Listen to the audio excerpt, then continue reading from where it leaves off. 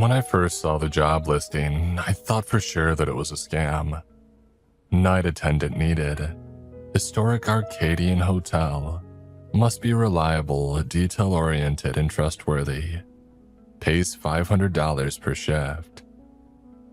The rate sounded unreal. Too good to be true, but too good to pass up, especially considering the state of my bank account.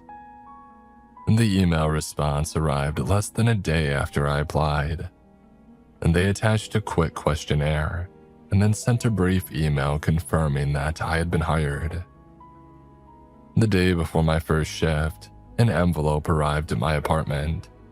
Inside was a small brass key and a handwritten note. Congratulations and welcome to the Arcadian family. Enclosed is your master key. You'll need this key to let yourself in and access certain parts of the hotel. Enter through the main doors by 10 p.m. for training. Your first shift begins promptly at 11 p.m.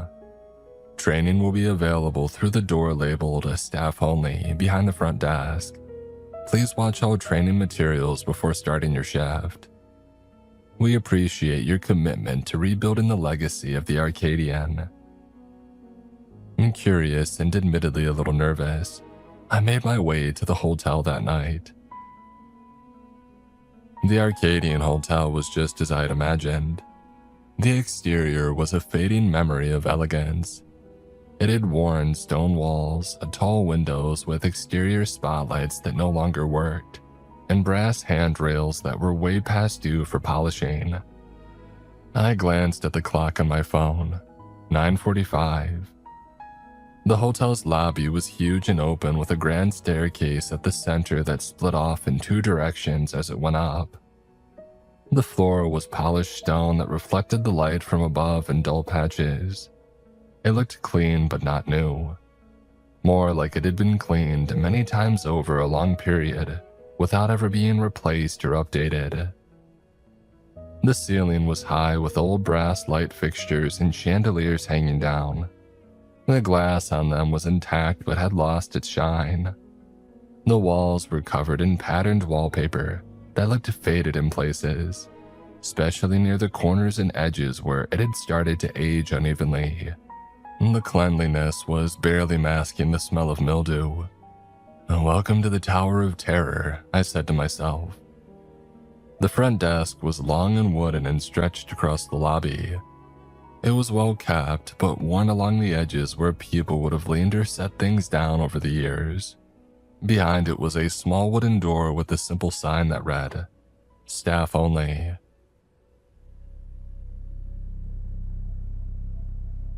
Inside the staff room, I found a TV set atop a rolling cart and a row of numbered VHS tapes stacked next to it. The first tape had a label on it in looping script. Arcadian Employee Training, 1953. Next to it was another handwritten note with instructions. Watch all tapes in order. Do not skip ahead. I slid the first tape into the VHS player and turned on the TV. The screen flickered, a hum crackled through the speakers, and then it jumped to life. A video came up which looked in rough shape, clearly a copy of the original 16mm film, but this one looked like a copy of a copy. A cheerful man with a classic transatlantic accent wearing a sharp 1950s suit stood in front of a pristine version of the lobby that I had just walked through. "Ah, hello there. Welcome to the Arcadian family," he began. "We are delighted to have you on board as a steward of one of New York's finest luxury establishments." His tone was light, upbeat, but he had a strange way of pausing between each sentence just to smile. "Let's begin with a few simple procedures to keep our guests safe and happy," he continued. "Remember, our guests may at times be unique, but they deserve the utmost courtesy and the finest of service. Now please, follow these essential guidelines." The first few videos went over the basics. Instructions on how to clean, address guests, check-ins and check-outs, when to check the guest log, and where to find supplies.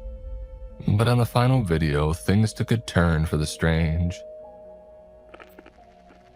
Congratulations on making it to the end of your training. Attaboy. Now let's cover a few final essentials to keep our guests smiling and keep you right as rain. Listen close now, these pointers are real important. Rule number 1, if the elevator takes you to the basement, do not be alarmed. Simply close your eyes and stand still until it moves back up. No peeking. The man chuckled in a practiced, rehearsed way, as though he had been told to laugh but wasn't sure why. My mind tried to make sense of his words. Why close my eyes? Why would the elevator just randomly take me to the basement? Rule number 2. If you find a guest wandering the halls between 2 and 4 a.m., gently escort them back to their room. Under no circumstances should you allow them near the front doors. Use a firm hand if needed. If they seem upset, simply assure them that it will all be over soon. The hair on the back of my neck stood up and made me look over my shoulder. All of what would be over? The man's smile remained fixed as he went on with the rules. Rule number 3. Do not look into the mirrors after midnight. Our mirrors sure are something else. We wouldn't want you to become disoriented. Rule number 4. Every night count all the keys on the board. Make sure that all your keys are accounted for. Most importantly, there should always be 4 keys marked for the 10th floor. If one of those keys is missing, lock up the lobby doors, turn off the lights, and wait behind the front desk until dawn. Do not attempt to look for it. The 10th floor, I thought. The hotel doesn't even have 10 floors. He proceeded with a few more rules. Rule number 5. Now listen closely, folks. If a gentleman with a yellow umbrella comes in asking, "Do you have a vacancy?" you must politely reply, "I'm sorry, we have no vacancy." No matter how upset he gets, stay calm and cheerful. That's the way to keep things running smoothly. Rule number 6. Attention night owls. If you find that key 309 is missing, here's what you gotta do. Whip up a ham and cheese sandwich, gather those supplies from the kitchen, and then head on over to room 309 and give a polite knock. Remember, don't look at them. Just hold out that plate and wait until you hear the door close before you step away. You've got it. Rule number 7. Now let's talk about Ronald, our cleaning ace. He waltzes in and says, "I'm here to clean the mess," to which you'll unlock the custodian closet and let Ronald take it away. If he doesn't give you that magic phrase, then simply say, "No cleaning tonight, Ronald." And don't forget to lock the doors tight after he leaves. That's how we keep everything shipshape. Last but not least, rule number 8. Now listen up, friends. It's important that you remember this. Never, and I mean never, enter the management office. If you happen to find the door slightly ajar, just keep on walking and stick to your business. And if you hear any peculiar sounds coming from inside, don't let your curiosity get the better of you. Simply carry on with your tasks. We want to keep everything peachy keen around here. What the hell? I thought. The next few minutes returned to normalcy. He focused on specifics of the hotel layout, explaining what doors led where and the importance of logging any guest encounters on the shift report. The rules that he had given, though, left me with a bad taste. That'll conclude our training. You're now ready to head on out there and knock it out of the park. Thank you again for your commitment to the Arcadian legacy. Finally finished, I switched off the TV. And by then, it was a little after 11 p.m., so I made my way to the front desk to get a feel for my new workspace. The first part of the night was uneventful. The Arcadian was silent except for a soft fluorescent hum. I completed the tasks in the handbook that they had given me. Account for all the keys, straighten the lobby, wipe down the desk. It was eerie being alone in such a big place, but it was manageable. I settled in behind the front desk, scrolling through my phone and waiting for the night to pass by. At around 1:30 in the morning, the front door of the hotel opened. An old man shuffled into the lobby. He wore a faded custodian uniform that looked like it had seen better days, and I could barely make out the name tag reading Ronald as he got closer. He moved slowly, his feet dragging slightly on the worn carpet. I sat up, my mind scrambling to remember the rules for my first encounter with them. I knew that I had to wait for him to say the phrase that would confirm that he was here for his nightly duties. When he finally reached the desk, he looked up at me with weary eyes and said, "I'm here to clean the mess." A wave of relief washed over me as he said it. I quickly unlocked the custodian closet, my hands trembling slightly as I fumbled with the keys. As he pulled out his cart filled with an assortment of cleaning supplies and tools, he glanced at me almost amusingly and asked, "You're new here?" "Yeah, it's my first night." "Any tips?" I replied, eager to learn anything that might ease my nerves. "Oh, stick to the rules and you'll be just fine, kid," he said before wheeling his cart onto the elevator. The elevator doors closed with a quiet thud, leaving me alone again with nothing but the hum. Ronald's words did little to ease my nerves. I was trying to figure out what those rules even mean, and why a hotel would even have rules like that to begin with. When I returned to my desk, I noticed almost immediately a space on the key rack. A key was now missing. The key to room 309. Panic rose in my chest as I rifled through the key rack again, hoping that it was just hiding among the others. "Where the hell did it go?"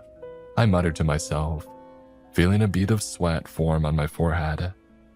I had barely left the desk for more than a couple minutes. Had somebody come in while I was with Ronald, or had I just missed it during my last count? I quickly pulled up my notes, scanning for the rule about the key for room 309. There it was. If key 309 is missing, bring a ham and cheese sandwich to the room and knock. Don't look at them. I sighed, resigning myself to follow the rule. Heading into the kitchen, I was surprised to find it fully stocked, despite the hotel's inactivity.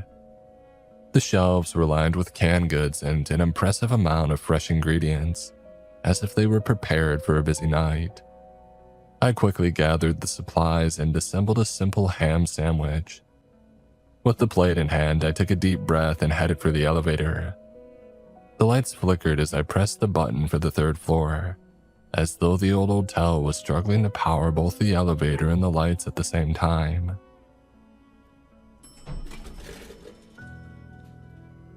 When the doors opened, I stepped into the hallway and made my way toward room 309. It was so quiet up there that I found myself tiptoeing for some reason, the carpet swallowing what little sound my footsteps made. My heart was pounding by the time that I reached the door. I knocked gently and waited. After a few seconds, I heard movement inside, followed by the slow creak of the door opening. The moment that I heard the door begin to open, I lowered my eyes to the floor. I focused on the green carpet in front of me and on not dropping the plate. A moment later, somebody took a hold of it. I could see only the lower edge of the door and a pair of feet out of the corner of my eye. The plate left my hands, but whoever was standing there didn't immediately close the door. They lingered in the doorway for several seconds. I kept my eyes fixed on the floor, afraid that even a glance upward might be a mistake. The silence stretched on long enough that I started wondering if they were testing me, waiting for me to look at them.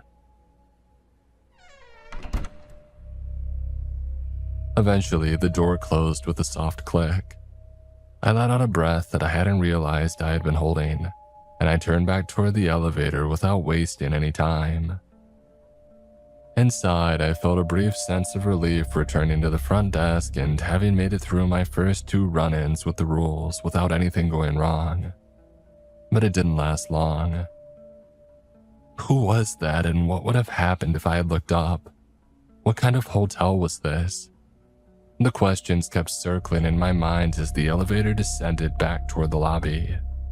For a moment, I just stared at the floor indicator, not understanding what was going on.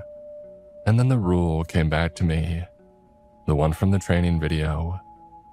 If the elevator takes you to the basement, do not be alarmed. Simply close your eyes and stand still until it moves back up. No peeking. The realization hit me immediately. It was taking me to the basement. No, come on, I screamed as the elevator kept descending. I desperately smashed my hand against the buttons, hitting any floor that would possibly bring me back up. But the elevator didn't stop. Forcing myself to calm down, I remembered the rule and I shut my eyes tightly, clenching my fists at my sides.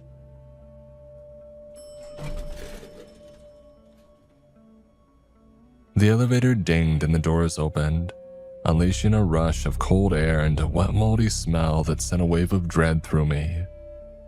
I stood there with my back against the elevator wall, shivering in the cold air. And then I heard something moving. A new smell entered my nose and hit me like a punch to the gut. A putrid smell that filled the air and made me gag despite trying not to move. It was a sickening blend of antiquity and sulfur that seemed to wrap around me, making it hard to breathe.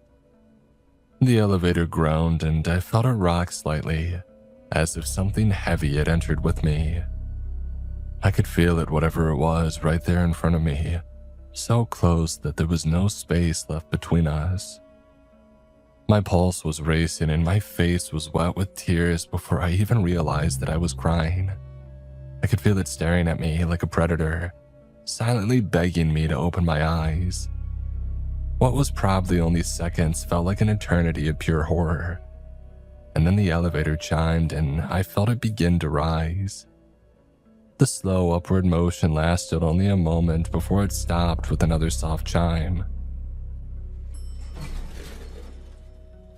I carefully opened my eyes to find the doors already sliding open, revealing the lobby and the grand staircase just beyond. I ran out of the elevator, wiping tears from my face and heading straight to the front doors, ready to quit on the spot. But as I headed to the doors, I noticed dawn was already breaking outside, and an envelope was sitting on the front desk. I didn't know how the time had passed so quickly, but at the time I didn't care to stick around. I grabbed the envelope and left the hotel, the sunlight feeling like a sweet relief. Hesitantly, I opened the envelope, still sniffling like a child. Inside the envelope was $1,000 cash and a note. Great work on your first shift. As a thank you from management, we have included your pay up front for tomorrow night. If you choose not to return, feel free to keep the money as a courtesy from us, but we hope you do return. You are a valuable addition to the Arcadian Hotel family. Management. At the time, I was fully convinced that I would never return. Back home, though, I paced my small apartment all day, replaying the events of the night and staring at the $1,000 on my coffee table. I wanted to quit. The nightmares and anxiety from that first night were already too much, and something about the place was clearly wrong. But then I thought about my bills, the empty fridge, the weight of my loans pressing in from every direction. Ronald's words looped in my head the whole time. Stick to the rules and you'll be just fine, kid.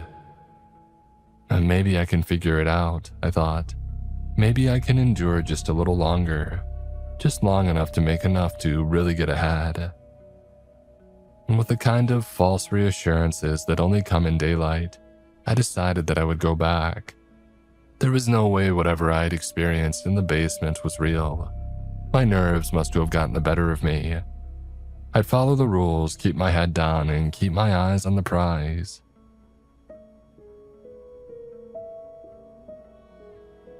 On my second night, Ronald made his usual appearance, a same dull uniform, same shuffle to the front desk and repeating the right phrase.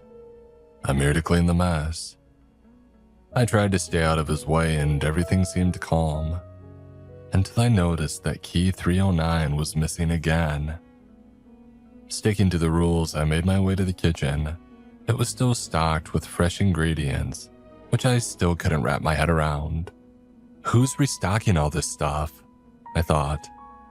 But telling myself not to ask or care, I made a simple ham and cheese, and then I took the elevator up to the 3rd floor.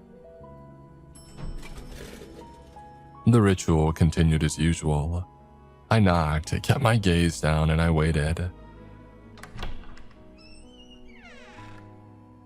The door creaked open, and this time the person lingered in the doorway even longer than before, clearly waiting for me to make eye contact.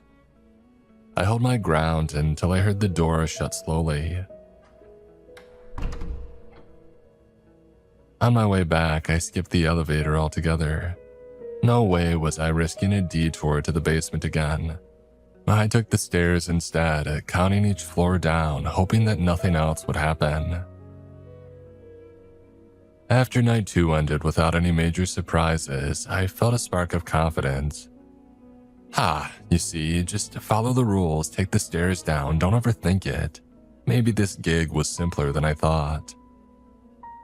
By the time the night 3 rolled around, I showed up feeling a lot more assured and another 500 richer, and convinced that I had the job figured out. A few more nights went by that were mostly uneventful. The only rule that I ran into during that stretch was Ronald showing up to clean. Even without anything like the first night happening again, the nocturnal schedule had my mind in knots. Each night blended into the next until I could barely keep track of what day it was. I wanted to quit, but I had already made more money in a few nights than I did in weeks at any other job that I had worked. But as soon as I settled in for my 6th shift, it became clear that night 6 had other plans for me. Not long after I started my shift, Ronald made his entrance. I felt a bit relieved to see him. There was something reassuring about having somebody else around, even if he wasn't exactly chatty company. But that night, Ronald seemed different. His uniform looked freshly pressed, like he had actually taken care to look sharp, and his usual sluggish walk had turned into a brisk stride. When he reached the desk, he looked at me with a grin and said, "Time to get this place spick and span." I froze. Ronald had always said the same phrase without fail. My mind scrambled, trying to remember what the rules said about this. He kept staring, his grin unwavering, eyes locked on me like he was waiting for something. And then it hit me. "No cleaning needed tonight, Ronald." As soon as I said that, his smile fell and his expression darkened. Through gritted teeth, he repeated his phrase. "It's time to get this place spick and span." With adrenaline beginning to pump through my body and my heart rate increasing, I repeated with a shaky voice, "And no cleaning needed tonight, Ronald." It came out sounding more like a question than a statement, but he backed away slowly, staring at me with contempt until he had reached the door. I waited until he was gone and I locked it tight behind him. His strange behavior, his creepy demeanor, wide smile, fresh clothes. What was wrong with him?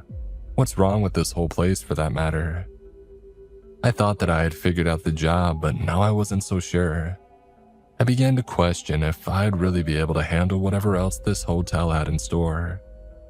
The newfound confidence that I had felt was fading fast. That night, I decided it was time to get a better sense of the place. I thought that maybe exploring a bit would help me get a better grasp of it all or provide me with some logical answers. Armed with my master key, I left the desk behind and wandered down the corridors. Being the only person in a giant hotel felt unnatural and uncanny. I passed rows of tarnished brass fixtures and faded wallpaper, and other remnants of luxury that no longer had anybody to impress. On the second floor, I found the ballroom, a huge, echoing space that seemed frozen in time. Dust coated every surface, and a once sparkling chandelier hung above, its crystals now clouded and covered in cobwebs. I ran my hand along the edge of a table covered in a fine layer of dust, probably the first person to have touched it in decades. For a moment, I tried to imagine what the place must have looked like in its heyday. As I continued my tour, I noticed that most rooms unlocked easily with the master key, but a few doors oddly wouldn't budge. I tried the key, jiggling it and pushing, but it was as if these doors were meant to stay closed, resisting every attempt to pry them open. As I moved up to the 7th floor, I passed a particular room, room 713, that made me stop in my tracks. I could hear a soft voice from inside. I froze, straining to listen. The voice was faint but unmistakably frantic. Somebody was in there. As I drew closer to the door, the voice abruptly stopped. My breath caught and I took a step back, every instinct telling me to leave. As I backed away, I heard heavy footsteps stomp up to the door and stop. With my back against the hallway wall, I stood staring at the door. I knew whoever was inside now was looking at me through the peephole. My mind told me to move, but my feet didn't respond right away. I thought that I saw the doorknob twitch, just the faintest movement, as though somebody inside was reaching for it. Nope, I said to myself and hurried down the hall, leaving the floor entirely. I tried later to convince myself that it was my imagination, but I knew what I heard. Either way, I had no desire to stick around and find out. After exploring the 8th floor, I made my way up to the 9th, which looked just like the others, dimly lit and lined with old doors. With not much else to look at, I decided that I had seen enough for one night. The thought of a long journey down the stairs back to the lobby loomed ahead, but it felt like a welcome return to familiarity. As I turned to head toward the stairwell, I caught a glimpse of myself in a mirror mounted on the wall. Looking at myself in the mirror, I couldn't help but notice how tired and beat down I looked. As I was examining myself, almost looking at myself with pity, I saw something else in the mirror. Behind me, down the hall, I saw someone else. A figure standing far behind me at the other end of the hall, peeking at me from around the corner. My body seemed to freeze and withdraw inward, like everything non-essential was being shut down as fear washed over me. I whipped around, but the hallway was empty. I turned back to the mirror and there it was again. The figure was still there, peeking at me from around the corner. It was too far down the hallway to make out any of its features, but it was unmistakable. In that moment, I remembered the rule. Don't look into any mirrors after midnight. And checking my phone, there it was, 1:23 a.m. I burst through the doors of the stairwell and made my way down the 9 flights of stairs as quickly as I could. Finally back at my desk, I sank into the chair, my heart still racing and my breath heavy from the frantic dash down the stairs. I decided to stay put for the rest of the night, unwilling to venture out again. The hours crept by slowly, but the rest of the night was thankfully uneventful. The sun was beginning to rise, and with my shift over, I clocked out, a fresh 500 envelope in hand. Relief flooded over me as I thought about the safety of the morning outside and another night successfully in the box. As I was turning to leave, though, I noticed something. An error, a mistake. Key 309 had been missing and I never noticed it. I never brought the guest of room 309 a ham sandwich. Yet with morning breaking and my shift officially over, I shrugged it off, telling myself that it was too late to go back now. When I finally got home, I was exhausted. I collapsed onto my bed, desperate to catch some sleep after the long night at the hotel. But sleep never comes easily after working the night shift. The unnatural hours played tricks on my body, even with blackout curtains pulled tight against the early morning light. I tossed and turned, restless and unable to fully escape the haunting images of the night. The figure in the mirror, Ronald's strange appearance, and the voice in the room. I knew something was seriously unexplainable and unnatural with the place, but I couldn't let go of the money. The job finally allowed me to catch up on bills and start paying down my loans, which was a huge victory amid the growing unease. For the pay, there could be worse jobs than a haunted hotel, I thought. With little sleep accomplished, I begrudgingly pulled myself up and got ready for another shift, bracing myself for whatever the night would throw my way. When I arrived at the hotel for my shift, a note was waiting for me on the desk. "We would like to take a moment to address an important matter regarding your recent shift. It has come to our attention that the guest in room 309 did not experience the high level of service that we strive to provide. As you know, adhering to our established rules and protocols is vital for ensuring an exceptional experience for our guests, safeguarding the esteemed reputation of the Arcadian Hotel, and maintaining your own safety. We would like to remind you the importance of following the rules. In light of this, we would urge you to avoid the kitchen at all costs for the next 24 hours. Additionally, we're pleased to announce that the hotel will soon undergo renovations as part of our commitment to restoring the grandeur of the Arcadian Hotel. The Arcadian Hotel will be preparing for a new grand opening in the coming weeks. Thank you for your dedication to the legacy of the Arcadian. Management." As I read through the letter, a surge of anger bubbled within me. "It's just a damn ham sandwich," I muttered under my breath. And what did they mean by my safety? Avoid the kitchen, I mean, why? A wave of annoyance and confusion washed over me as I replayed the past few nights in my head. I want to quit right there on the spot out of frustration, but every time I was ready to quit, the money made me hang on just a little longer, just enough to really make a difference in my life and finally be ahead.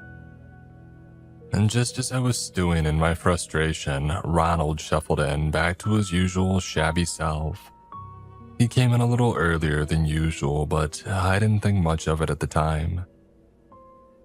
He moved through the lobby without stopping, and gave me the same line that he always does, and went straight toward the custodial closet, like he had somewhere specific to be. "I'm here to clean the mess," he said. As Ronald was getting his cleaning supplies ready, I finally worked up the courage to approach him. "Hey Ronald, can I ask you something? What was with you last night? You seemed different. And what's the deal with all these rules? What are they really for?"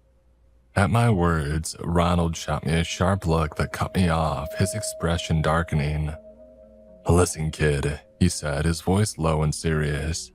"Don't go looking for answers. Don't ask questions, just do your job and follow the rules. Collect your money and keep your head down. It's for your own good." His eyes darted quickly around the room, and I caught a hint of fear in them. He then turned away, whistling a tune, and he went on about his duties. I checked the key rack while he worked. Everything was accounted for. I decided to do it slower now to make it less likely that I'll miss one again. I wrote all the rules down on a notepad. I didn't trust myself to remember them the way that I thought I could.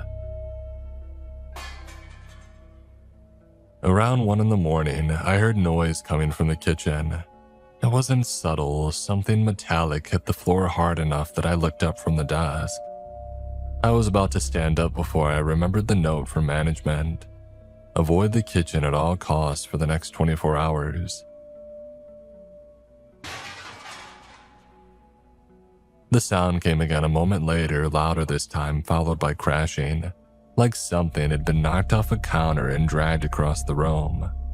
Then there was the sharp break of plates hitting tile, not just one or two, but several in quick succession, like something was tearing through the kitchen without any care for what it was destroying.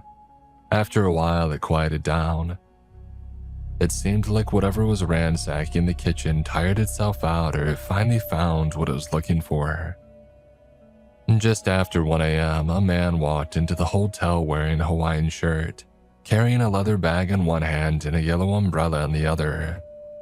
He paused just inside the entrance, shook the umbrella out over the floor and then closed it and let out a small sigh. "Ooh-wee," he said, glancing around the lobby. "Sure is a soaker out there tonight." The sight of the umbrella brought the rule back into my mind immediately. I reached for my notebook even though I didn't need to. I've started checking it more often now, even when I'm fairly certain that I remember, just to avoid mixing anything up. And sure enough, Rule 5, if a gentleman with a yellow umbrella comes in asking, "Do you have a vacancy?" you must politely reply, "I'm sorry, we have no vacancy." No matter how upset he gets, stay calm and cheerful. I kept the notebook open on the desk as he approached. He set his leather bag down and stopped in front of me, still wearing a friendly expression. "Do you have a vacancy?" he asked. "I'm sorry," I said, keeping myself steady. "We have no vacancy." He nodded slowly like he was processing that and then gave a small laugh. "Oh, come on, son," he said. "Surely you've got something. I don't take up much space, wouldn't even know that I was here." I glanced down at the notebook again and then back up. "I'm sorry," I repeated. "We have no vacancy." He kept smiling, but it started to look more deliberate than before. He leaned slightly closer. "You don't want to send a man back out in weather like this, do you?" He stood back up straight and gave a small chuckle. "Now, one room, please." I repeated the line again, trying my best to sound calm and cheerful despite my growing nervousness. "I'm sorry, we have no vacancy." The friendliness drained out of his face for a moment. Then almost carefully, he lifted the corners of his mouth again. For a second, it looked like we were both standing there following different sets of instructions that didn't quite fit together. He stood at the desk and now tapping his finger. I could tell that he was considering his next words. Before he could speak again, I repeated the phrase again, just like the rules had said. I tried to sound polite, but it came out sounding more sheepish than I intended. "I'm sorry, we have no vacancy." And that was when his expression changed fully. He placed both hands on the counter and looked down, shaking his head. When he looked back up, he wasn't smiling anymore. He looked angry. Angry enough that for a moment I thought he was going to reach behind the desk and grab me. He turned away and knocked over a chair, pushing it hard enough that it scraped across the floor. And then he walked further into the lobby and knocked over one of the small tables near the seating area, sending the lamp on it crashing down. He moved between the furniture as he went, knocking things aside as he passed. His voice raised now as he muttered under his breath. I couldn't make out anything that he was saying, but as he moved through the lobby, I caught fragments of it. "No vacancy, no vacancy," he muttered once, and then a little louder. "That's not how it's supposed to go." He said something else that I didn't catch clearly, something about hospitality and standards. When he finally turned back toward the entrance, he didn't say anything else to me. He just walked out the same way that he came in, still holding the umbrella in his hand, the leather bag hanging low at his side. I waited until the doors shut behind him. The second they closed, I was already out from behind the desk, moving faster than I thought I could. I reached the doors and locked the first bolt and then the second, rechecking both afterward even though I knew I had just locked them. I cleaned the lobby and put all of the furniture the man had knocked over back in its place. I stayed behind the desk for a while without moving much and just watching the front of the lobby and listening to the sound of the air conditioning turning on and off. At some point, I stopped paying attention to anything in particular. My head kept dropping forward and I would catch myself, straighten up, and try to stay awake. Eventually, I stopped catching myself. At some point, I woke up, snapping upright with that immediate disorientation where you forget where you are for a second and then it all comes back in pieces. I stayed still for a moment until it settled, and then I wiped my face and sat up straighter behind the desk. The clock read just after 3 a.m. Just a few more hours, I thought. I looked around the lobby to get my bearings again, the desk, the key rack, the front doors. Everything was where it was supposed to be. I did a double take on the keys though when something looked out of place. One of the keys to the 10th floor was missing. Oh shit, I said, getting up too fast and pushing the chair back as I went over to the rack. I checked underneath it first and then along the floor, thinking maybe that it had slipped off or gotten caught somewhere when I was counting them earlier. I went back over the hooks one by one slower this time, actually touching each space to make sure that I wasn't missing it. And then I crouched down and checked under the desk, along the baseboards and even behind the front counter, thinking maybe that it had slipped off or fallen when I wasn't paying attention. I moved out into the lobby next, scanning the floor around the seating area, under the tables and along the edges of the walls, even near the front doors where things usually ended up if they got knocked loose. I checked the rug by the stairs, the space behind the planter, the corners where dust and loose things tended to collect. I kept thinking that I would find it sitting somewhere obvious, and that I would feel stupid for panicking. But it wasn't there. I went back to the desk and pulled the notebook toward me. Rule number 4. Every night, count all the keys on the board. Make sure that all the keys are accounted for. Most importantly, there should always be 4 keys marked for the 10th floor. If one of those keys is missing, lock up the lobby doors, turn off the lights, and wait behind the front desk until dawn. Do not attempt to look for it. I closed my eyes in frustration and slammed the notebook down. Well, that's great, I heard you looked for it, so now what? I said louder than I meant to, angry at the page in front of me like it was supposed to respond. All right, this is okay, this is fine, just wait behind the counter, no problem, I said under my breath, trying to pull it back together.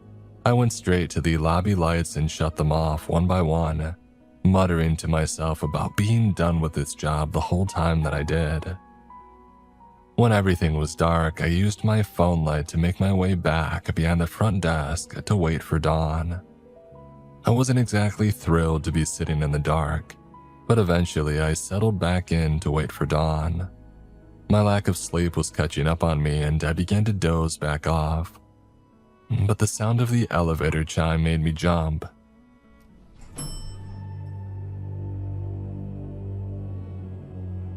The red down arrow on the indicator began to pulse and a low hum filled the shaft. Each flash of light cut through the lobby for a moment before disappearing again. I stayed behind the front desk, watching it and realizing that someone was coming down. The elevator beeped again and stopped at the lobby.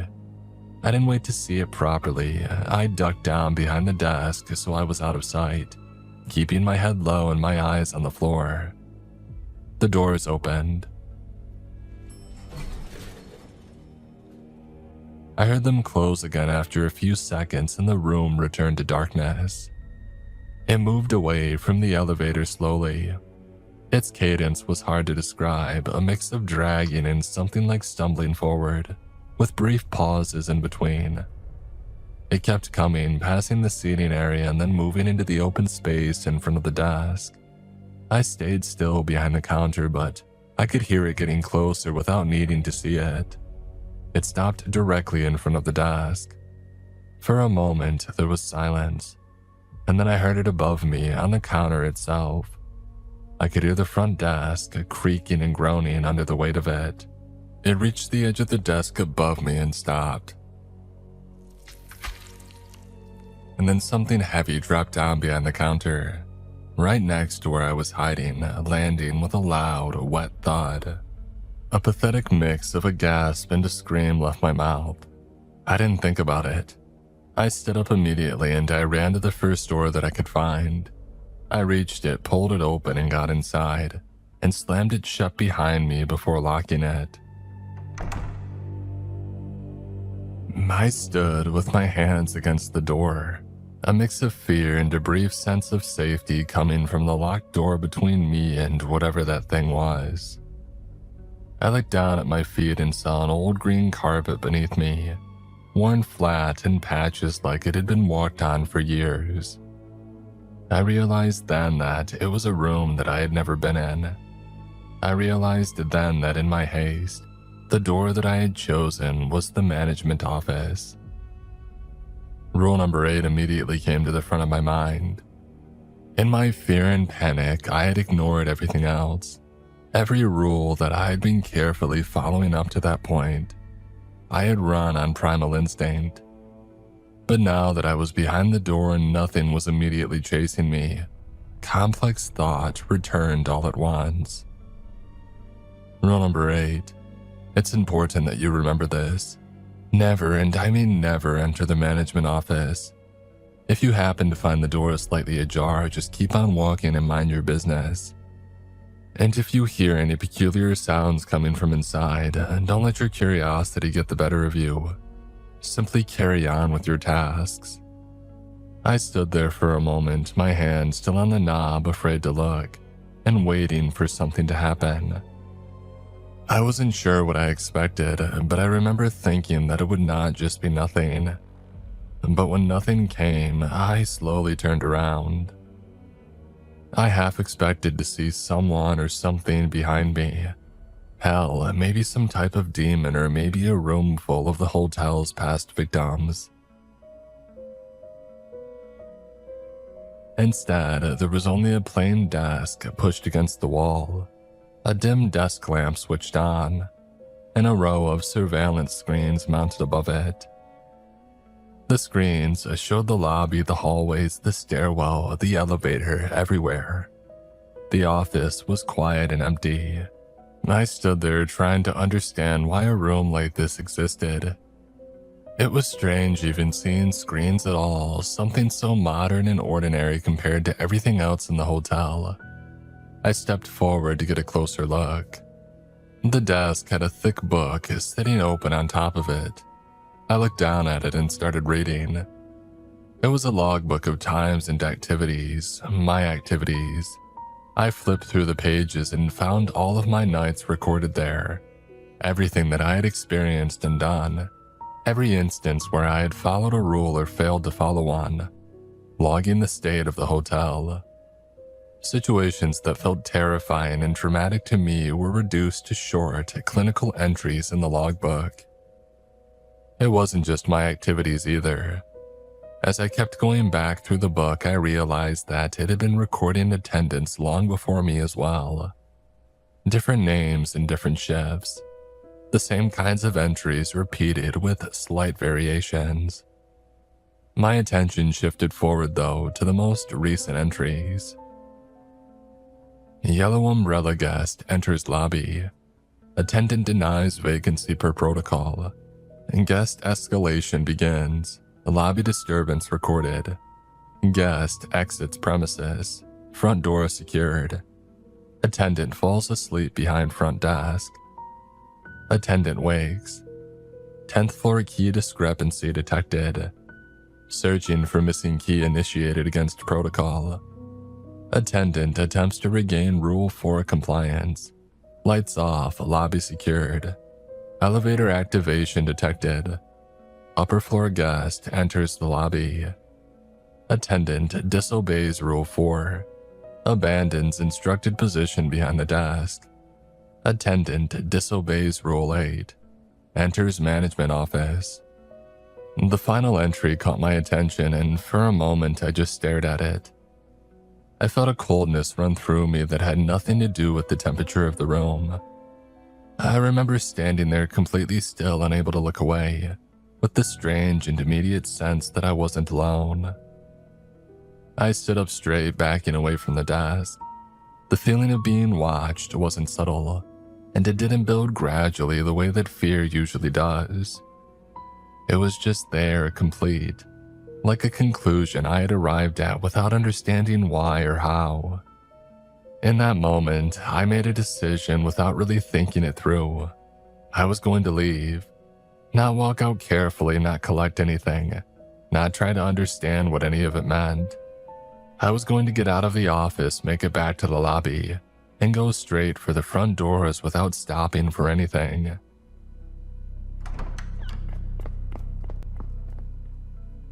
I turned and moved for the door, fast now, not allowing myself to look back. I swung it open, expecting that thing to be waiting for me. I readied myself for a mad dash through the dark lobby. But when I swung open the door, the lobby was exactly as it had always been. The lights were on, the air conditioning hummed. Everything looked completely normal. I quickly walked out of the office instead of running, and something in me broke slightly as I crossed back into the space.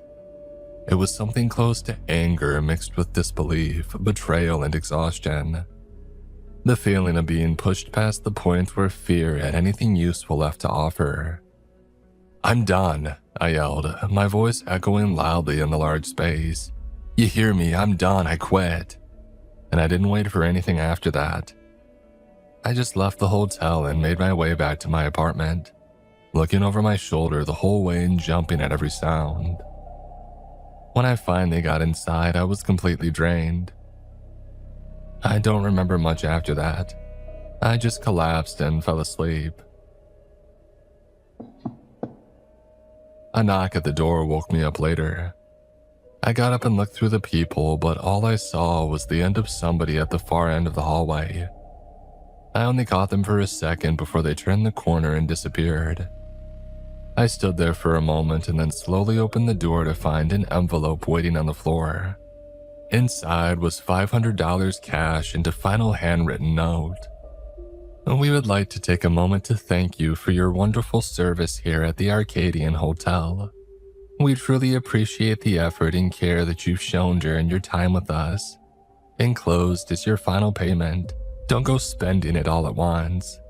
After careful review of recent rule compliance, we regret to inform you that your service to the Arcadian Hotel has come to an end. We will, of course, be moving forward with the selection of a new night attendant to continue upholding our high standards of hospitality. We want to sincerely thank you for your contribution to the Arcadian legacy. And of course, thank you for always remembering that at the Arcadian, hotel matters are private matters, as part of the spirit of good hospitality. Management."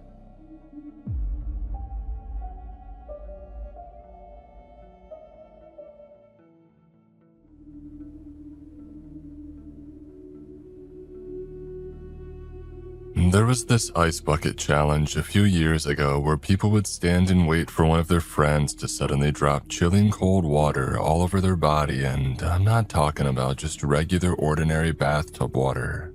I'm talking about water that was nearly at sub-zero or had been taken out of a frozen lake.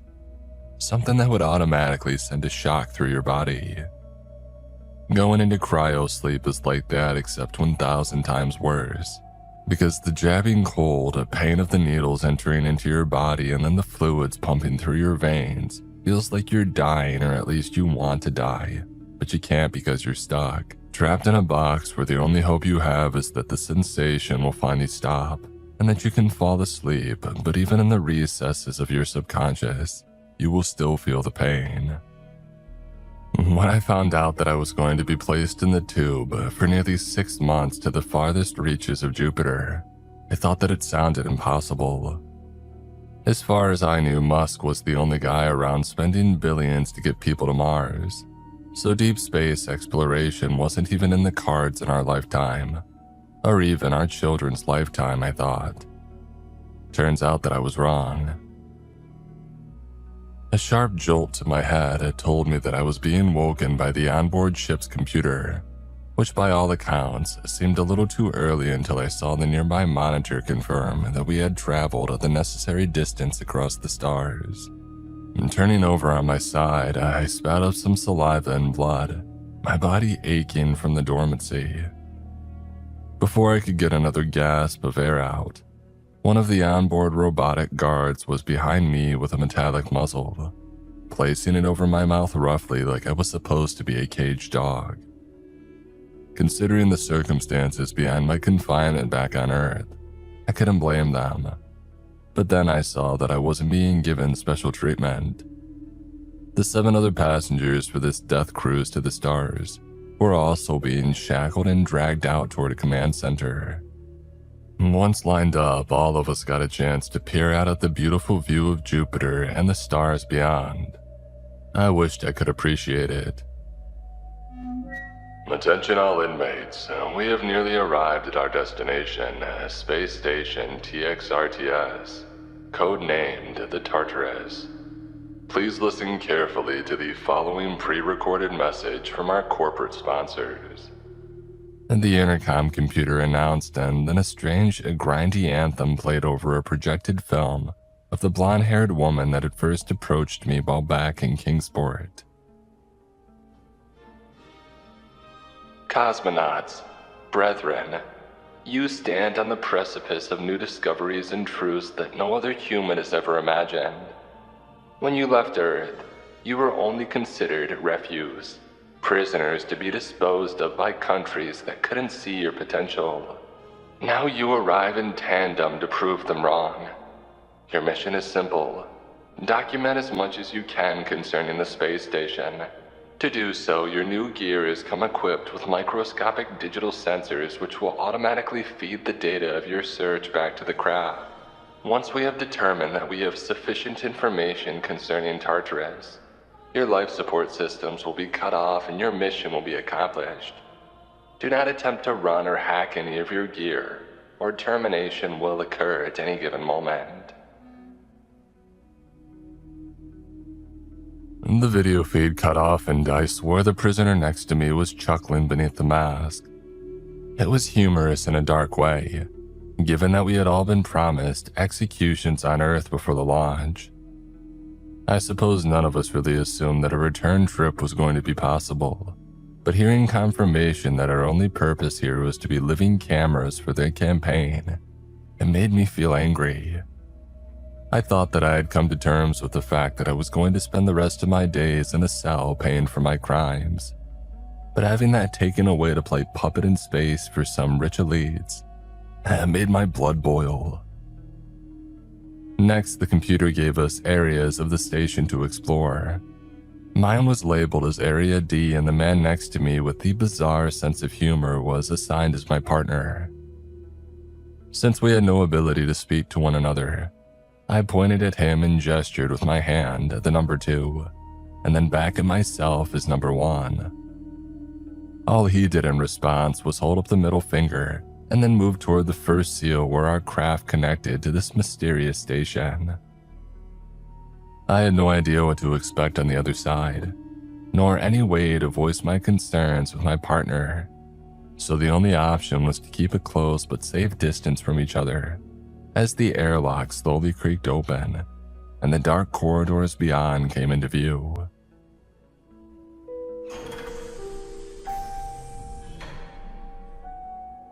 Inside my helmet, a stream of data began to feed its way down in front of my eyes, telling me what the elites had gleaned about this place before our arrival. Codenamed Tartarus Station, so named for the Grecian abyss where the titans of legend were said to be imprisoned by Zeus.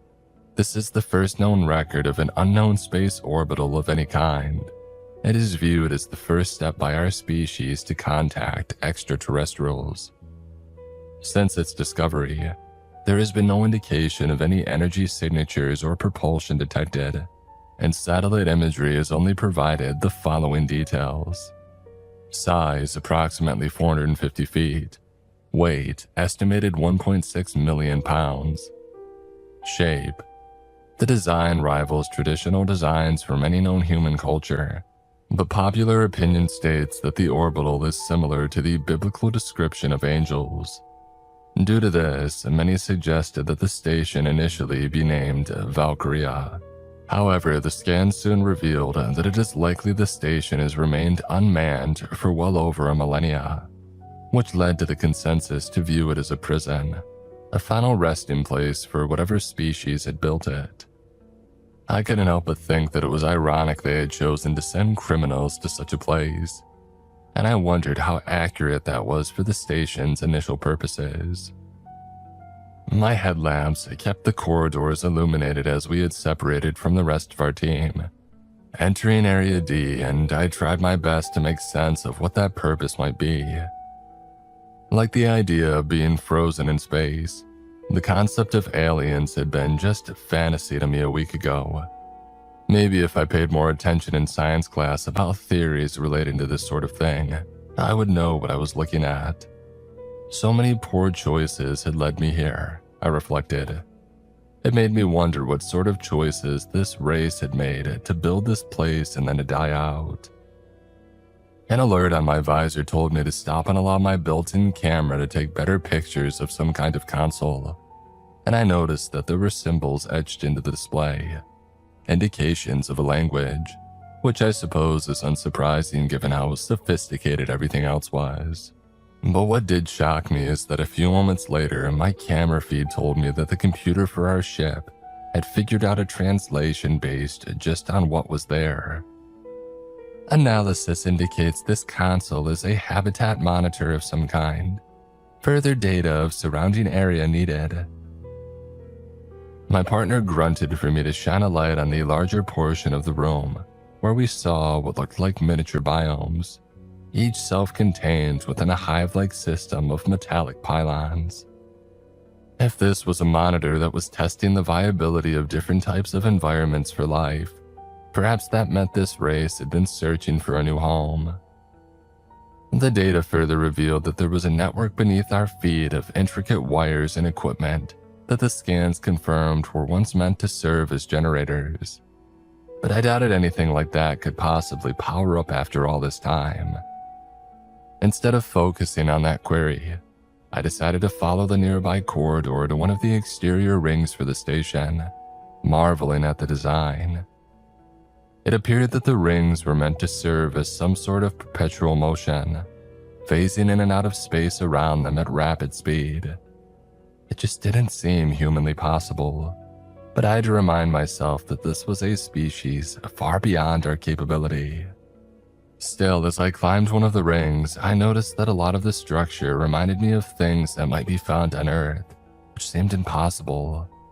I've always imagined that the architecture, the way of life, and even ordinary things like doors and windows would be completely different from alien species. Not so here. Maybe that was why our holders were so interested in this place. It wasn't simply about discovery, but exploiting this technology for our own advantage. As a criminal, that was something I could relate to. We are not so different, I thought as a reminder of complying with our instructions had flashed on my screen. I guess that was enough curiosity, I thought as I began to climb down.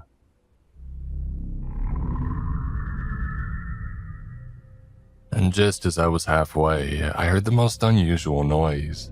If you've ever fired up an old pickup truck after it's been sitting there for a few months, it was a similar sound except 1,000 times louder, and then the entire ring began to move.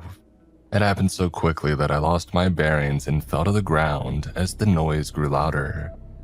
Thanks to the low gravity, the fall didn't cause any injury. As I recovered, I saw the rings move faster and faster, until their movements were so quick that I couldn't even be sure what I was looking at.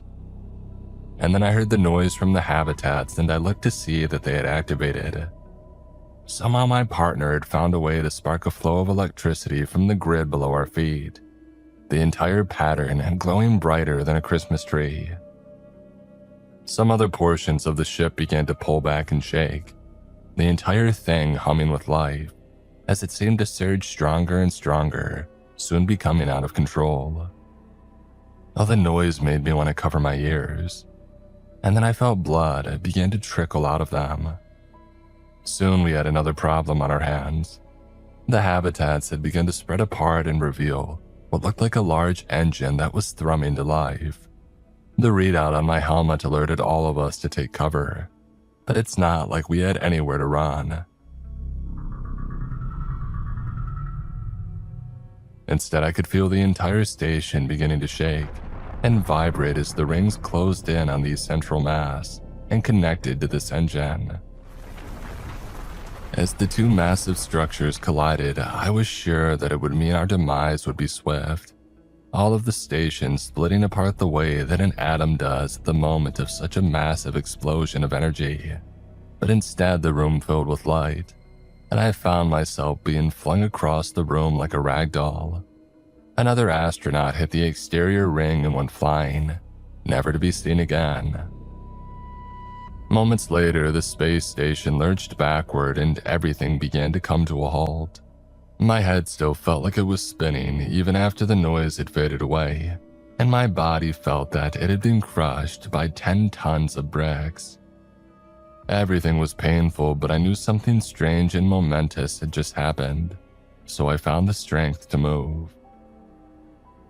When I got over toward the exterior of the viewport, I saw that we were no longer anywhere near Jupiter, nor any stars that I recognized, and the data on my screen was now a dead feed, making me wonder if we had lost the transmissions from the shuttle. At the same moment, another strange noise occurred, and it was accomplished by flashing lights which I took to mean a warning. Rushing to the other side of the corridor alongside my partner, I saw that our facility was now hurtling toward a new planet at rapid speed. We were going to be experiencing a crash landing. This time I knew that the only way to survive would be to take shelter. I began to climb the honeycomb grid, and getting inside one of the many habitats and sealed it up even as the atmosphere hit the station. Everything around me began to ignite with fire from the chemicals in the environment, and I closed my eyes for the moment of impact. Nothing could have properly prepared me for such a situation. But as the rock and dust and debris crashed all around me, I kept telling myself that I would find a way to survive. And somehow I did. When things had finally settled, the habitat that I had locked myself in had broken from the network and rolled out of the crash site, leaving me to be tangled in a mess of metal and alien foliage. Immediately, I started to kick apart my cage, falling down to the solid ground below and coughing as I tried to recalibrate my entire body. Somewhere close by, I heard a shout of praise and laughter, and then I saw my partner standing near to the edge of the corroded window to the station, his muzzle somehow broken off by the crash. That was intense," he screamed. Two things ran through my mind. First, that he now had the ability to free me. And second, that the planet had breathable oxygen. And we were very fortunate. I motioned for him to get my muzzle off, but before he did, we heard noises from under the rubble.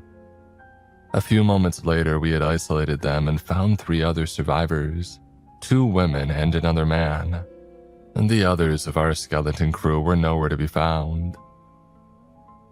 Over the next half hour, we pushed out of the jungle overgrowth into a spacious valley, and it was there that my partner finally agreed to get our muzzles off. "The fresh air, wow," the woman next to me hollered. Even after it was off my mouth, I found myself still in silence. I was in awe of our surroundings.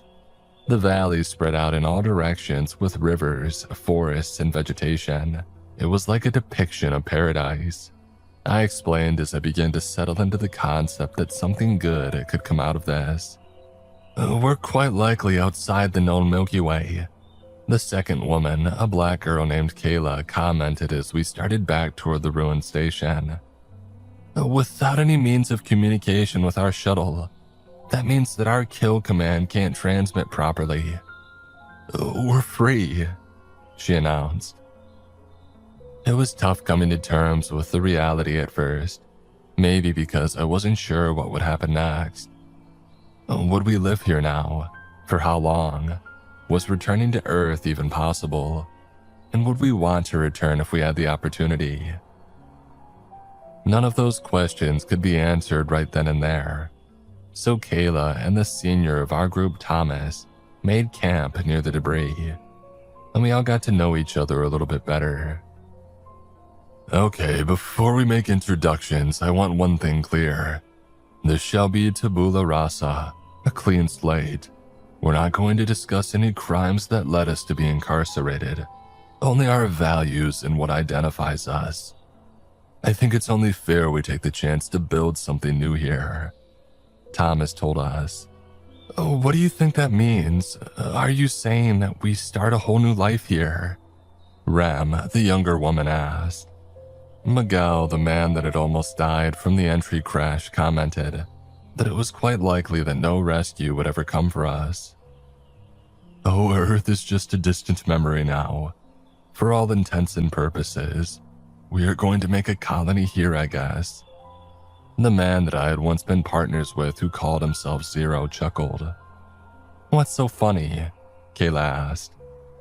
Well, if this little new world order is going to be successful, one thing is clear. Somebody's going to have to start shacking up with somebody else. So how do we decide who gets to become lovebirds? Do we draw straws? The uncomfortable silence that followed told me that nobody else had considered that, but it was a valid point.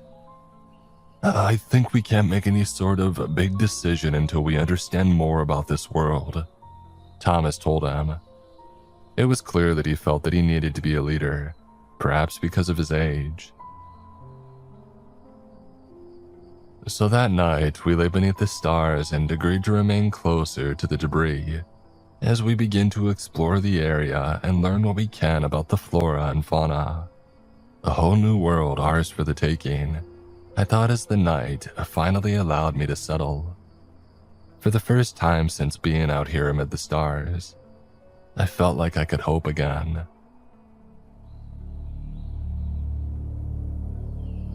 We chose to expand from the debris of Tartarus after that first night, using what we could from the wreckage as makeshift weapons and cutting down the foliage until we arrived at a wide open field with nothing but green grass and a few trees to see for miles.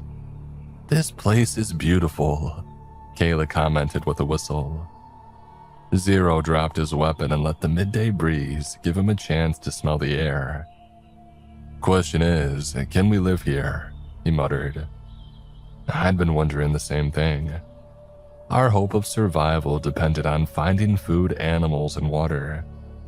We were lucky to have breathing air, but the chances of not surviving were exponentially higher than making it to see another day. Let's try and have a little faith. It's a miracle that we even made it this far, right? I commented as we started to move again. Miguel had spotted what he thought might be an orchard of some kind. As we got closer and the horizon became clearer, I realized that it was a massive, overgrown garden of trees and flowers, all intertwined together with what looks like metal and vines. And do you suppose the aliens that built that craft came from here, and the Tartarus was their escape to a new world? Miguel wondered. And Thomas cut through the thick layer of weeds that covered one tree and found what looked like prickly pears. Oh, we can wonder about that another day. I think this should be safe to eat. He commented and gestured towards the other fruits nearby. It was a vast field of different kinds, all of which seemed to mostly be rotting except for the ones that he had picked. This ecosystem is so bizarre, the second woman, who I learned was named Blair, had commented as we started a fire and I watched the sky darken. This place feels so empty too, though. I think that we might be the only living things here, I said. And just then we heard something from amid the foliage and I grabbed my scrap metal to defend the others. Zero emerged with his trousers down from taking a piss and remarked, I think you all ought to see this. Amid the dense forest, he found a metallic object, large and impaled in one tree. Its strange, twisted blade causing the tree to give off an ethereal glow, and to pulse the way that a heart might. Amid the roots of the tree I saw what looked like scars, and as I got closer I realized that they were symbols, resembling the ones that we had seen on the space station. It looks like your theory was right, kid. So much about this feels so surreal, and yet so familiar. Kayla admitted as we chose to set up camp near the glowing tree. Something about its foliage and fruit seemed different than the rest, as though it was the core of the network and supplying all outs. I've felt that way since we got to the station, really. I know it sounds crazy, but I think these aliens, they might have been connected to our very first ancestors, Thomas remarked.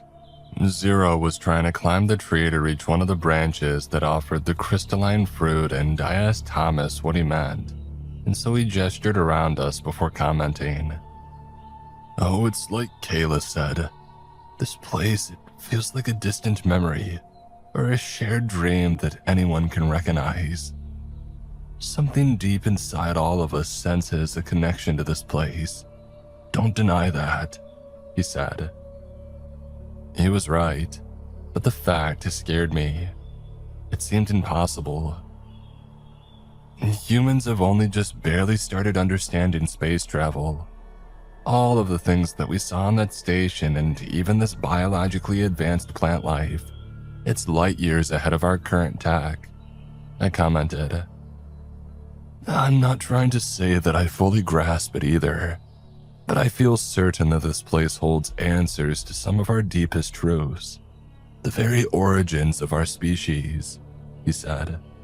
Just then, Zero tossed a glowing fruit down to Blair and then one to me. Oh, sounds like mumbo jumbo to me. I've read my Bible and I don't remember it ever saying God made man and then sent him to Earth, he remarked. Oh, so you're a preacher now, are you? Kayla said with a chuckle as she tried to get a bite of it. The exterior of the fruit was harder than a rock. Oh, I got as far as Genesis, he retorted, which caused a few chuckles. I stared at the fruit, a thought forming as I remembered some of those stories myself. My grandma used to read a book of Bible tales right before bed. The stories of creation and the first sin had always been one of my favorites, so the scriptures stuck in my head. And then God said, let us make mankind in our image. I mumbled as I stood up and looked at the sword-like tree and the overgrowth around us. What's gotten into you? Miguel asked. The Lord took man and placed him in the garden. I responded and pointed at the tree. And from every tree of the garden you should eat, but from the tree in the middle of the garden you must not eat, for in the day you eat from it you will positively perish. Zero laughed aloud. I think you're taking things too serious, man. That crash must have jostled your noggin. No, don't you see? This is the Garden of Eden, I said excitedly as I looked at the fruit. And this must be the tree of life, the one that God sealed off when mankind became sinful. Kayla paused from trying to break apart the fruit. Slow down. Are you really saying you think this is the real Garden of Eden?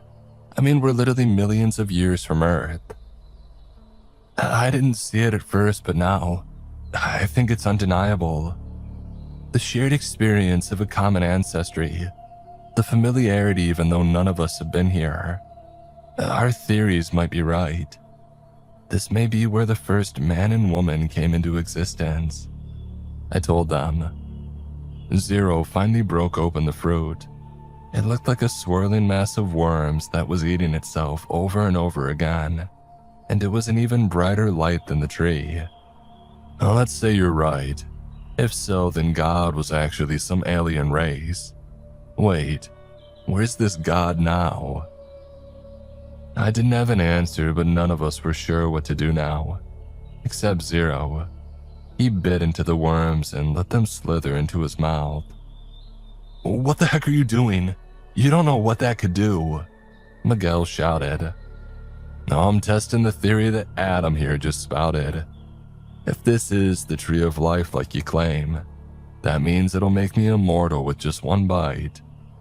He took his weapon, and before any of us could object, he ran the sharp end of the blade right along his belly.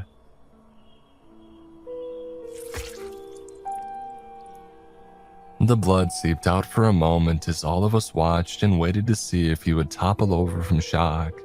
But instead, the skin began to seal back almost instantly, the way that you might see in the movies. The wound was gone and there wasn't even a scar. "My goodness," Blair whispered. "So then it's like the cure for cancer, influenza, and the plague all in a single dose?" Kayla asked. "Death itself won't be able to touch us," Thomas said, and then he asked Zero to climb up and get some for the rest of us. A few moments later, we all had one and got to work breaking them apart. Once we were done, all of us had decided to eat together. "On the count of 3, Miguel suggested. And on 3, we devoured that fruit. And then we all took turns, much like Zero did, putting the fruit to the test. It was a bizarre sort of ritual that reminded me of a college frat party that I had been kicked out of once. We kept pushing our limits for the rest of the night, laughing at the newfound power that we had gained. Oh, I wish that moment had also been eternal, because what came after was the real nightmare. Our descent into madness was a gradual one. I wish it was something that I could have seen hints of, but that is not how it spreads. As the days passed, we began to work and create a small home for ourselves, which we called New Eden. And eventually we began to create farms and roadways that spread outward from there. Miguel and Blair grew closer as the weeks passed by, working side by side. And I remember the first big milestone was when they announced that they were going to try and have a baby.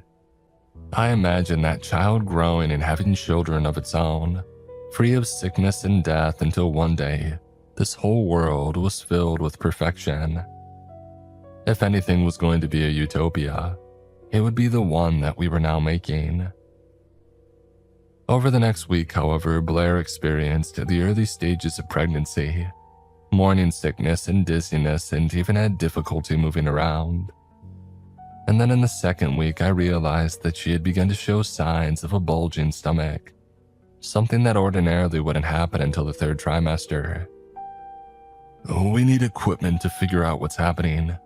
Do you suppose anything on the Tartarus might be of use?" Thomas wondered. I didn't have an answer, but Kayla and I agreed to look the next day.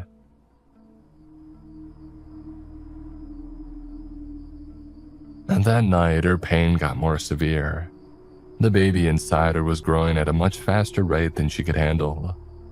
At one point, when her screams woke me, I saw it stretching her skin to its near breaking point. But because she kept healing over and over, it would never actually break through. Kayla gave her something that we had found which seemed to work as a sedative, and it gave me a concerned look as our friend finally fell asleep. And then we both sat in silence and looked at her distressed eyes, and I found myself wondering if this was the price that we would all pay. And the next day, as we searched the debris of the craft, Kayla told me that she was worried too. "She won't be able to die from this, but it'll be a living hell, and that will be far worse. She'll be begging for death," she said as her eyes welled up with tears. "There's gotta be a way to help her. Zero has been scouring further and further to the west of the rivers, near those mountains we thought might house old facilities. If we can't find anything here, I'm sure that he will there," I told her. "Well, what if he doesn't though? What if she's doomed to just keep on experiencing this suffering forever?" I knew that she was also equally worried about her own future, but I stayed quiet. I didn't have the answers anyway. Blair's screams didn't stop until the middle of the night. When I went to go see why, I only discovered more terror. Zero was standing over her with a large rock and had smashed her face in, enough where it would take a few hours for the fruit that we had eaten to make her recover. I couldn't even find a reason to be angry when I saw what her unborn child had done to her body. It was tearing against her skin, trying to break free, and it had even gotten to the point of breaking her back. We have to find a way for it to be free, he said. I'm not proud of what we did, but as we aided in its release, the creature's head finally burst out, its head bulbous and its voice shrill with anger and pain. Dear Lord, I said as Zero disposed of it. The poor beast finally silenced. We've only delayed our problems. Zero wiped sweat and red from his brow, tossing the rock aside. Come with me. There's something that I want you to see. I asked him where we were headed as we left camp, but my guide remained silent, the sun rising over our new colony a few hours later as we left anything that I was familiar with. Most of the world around us was uncultivated soil, and Zero had been searching for something that might give us insight on what went wrong all those ages ago, when our ancestors also ate from the tree. Finally, we arrived at a valley where I saw a structure that was about as tall as the sky itself. It was broken and dismantled, having fallen from the East Canyon above us, but it was still a marvel to behold such an immense skyscraper. I give you babble, or at least, that's what it appears to be anyway, he told me as we got over the next set of rocks. I vaguely recalled the biblical legend. It was a place where supposedly God had mixed up all the languages.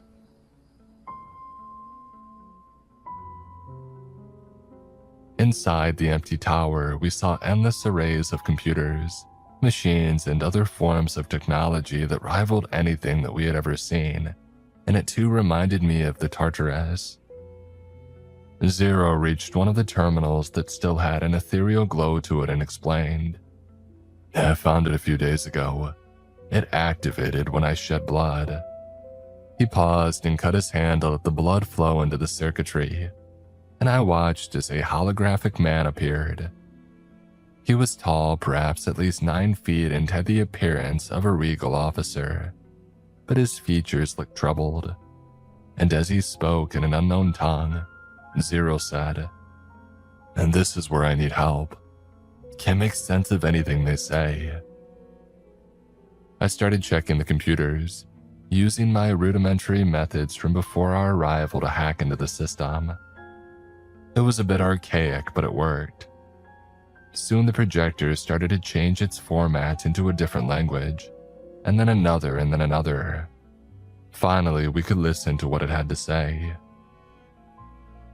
Our species has reached its zenith with this new discovery, the one thing that we lacked, the one thing that can give us purpose. The research team of Colony 1 disagrees with these findings, hence the motive behind their attack.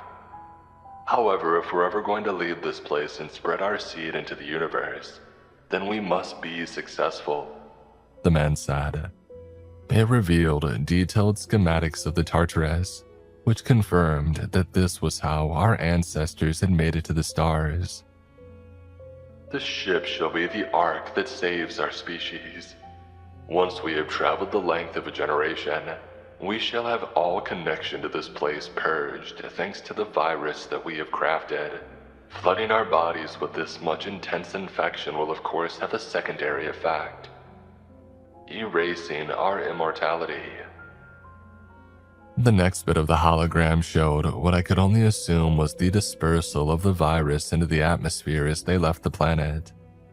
The feed showed every single thing on the planet would be consumed and eventually rot and die. The apocalypse protocol that we've crafted is a secondary backup in case we fail, to ensure that this never happens again. If anybody else discovers this world and what we did here, this will be their salvation.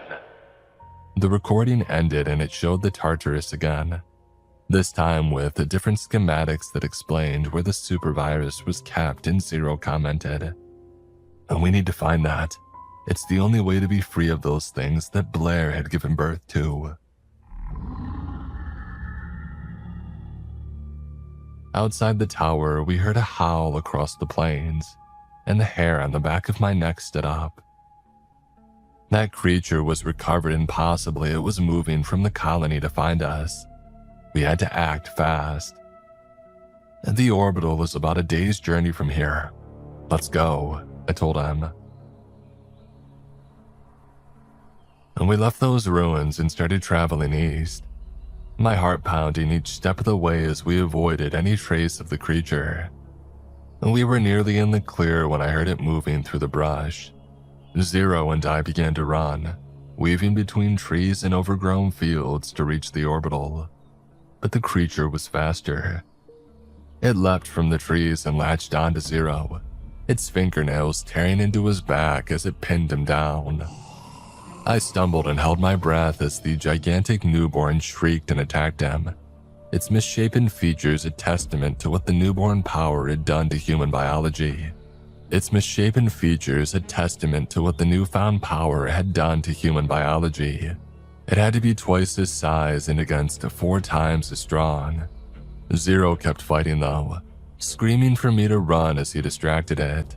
His bones were breaking over and over again as the two danced around the jungle, each trying to overpower the other. The distraction I knew wouldn't last forever. With that sort of strength, eventually Zero would be wounded beyond a quick recovery of healing. So I decided to leave him behind as I reached the edge of the jungle and saw the Tartarus off in the distance. I didn't look back as Zero's screams became more intense.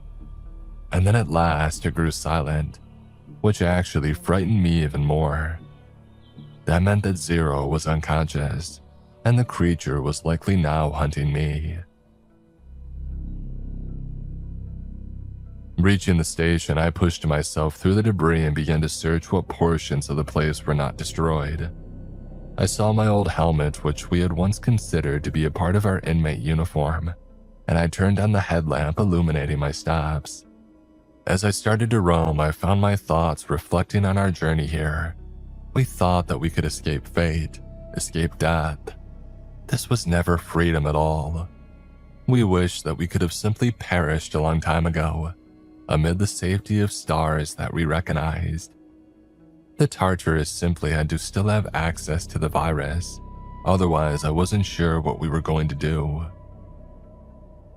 Climbing down an old elevator shaft, I reached a submerged portion of the station and recognized these symbols on the outside to indicate that it was some sort of lab. I dove under the water and pushed myself into the room, adjusting my vision to the cloudy water as I tried to see if anything was intact. I grabbed whatever I could, pushing myself into the next corridor and coming up for air. Placing the vials on the side of the twisted metal, I examined the materials inside each of them. I really only had one way to make sure the virus was actually effective. I realized it taking out a syringe. I couldn't bring back the wrong thing. So I braced myself and plunged it into my thigh. Gasping for air, I felt my heart suddenly stop, and then it felt like it was going to explode. The world didn't stop spinning for a good second, and when it did, I found my entire body was shaking and convulsing. I turned over and began to vomit bile, along with the rest of the worms that I had consumed years ago, and then I simply laid there on the metal, still gasping for air as I struggled to move. My hand cut against these sharp ends of the metal as I got up and pulled back in pain, noticing that the wound did not heal. The injection must have already started to reverse the process of immortality, I thought as I got up on my feet. I searched for another exit, and I found an elevator shaft on my right, tilted and running straight into one of the massive trees. Somewhere above me, I heard the newborn monster scream, and I hastened to climb up and out. Without protection, I'd be dead. Squeezing in between some of the branches and the hole in the wall, I found that I could barely breathe, and then my foot got stuck. I panicked and twisted it, trying to get it loose as I heard the shrieks get louder. And then I saw its silhouette at the top of the elevator, and the gruesome infant started crawling toward me. I barely got my foot out and tumbled down the tree as I heard it leap. My lungs released all of their air as I hit the ground, and I laid there paralyzed in just a moment. The creature stared at me and I started to climb down faster.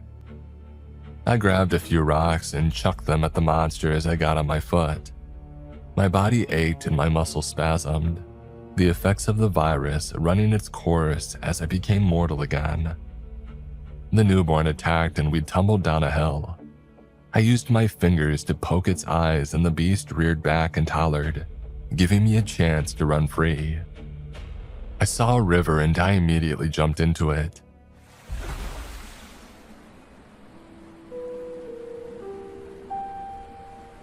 The creature didn't follow, trying to find its way around to where I swam. I wasn't sure why it hesitated, but I used the momentum of the stream to push away, focusing on the rising sun. If I followed this path, I should be only 10 minutes from the camp. The screaming behind me didn't stop, and so I kept my pace and followed a fresh path of destruction, eventually finding Thomas and Kayla and Blair. "What's happening? Where's Zero?" Kayla asked. I showed them the vials to explain what the virus did, making them all quiet as they heard what I had to say. "So this virus, it's death, going back to being mortal?" Thomas asked me carefully. Blair was already eager to take the medicine, her ordeal with the newborn enough to make her desperate to die. They watched as she injected herself and began to convulse the way that I had, and then she gave us all a hug and smiled at me at last. She told me thank you. We watched in silence as she went to the nearest cliff and she hurled herself off of it. There was a sudden finality to our long ordeal when we saw that she had perished, and Thomas bravely said that before we took each other out, we had to make sure that this planet was destroyed.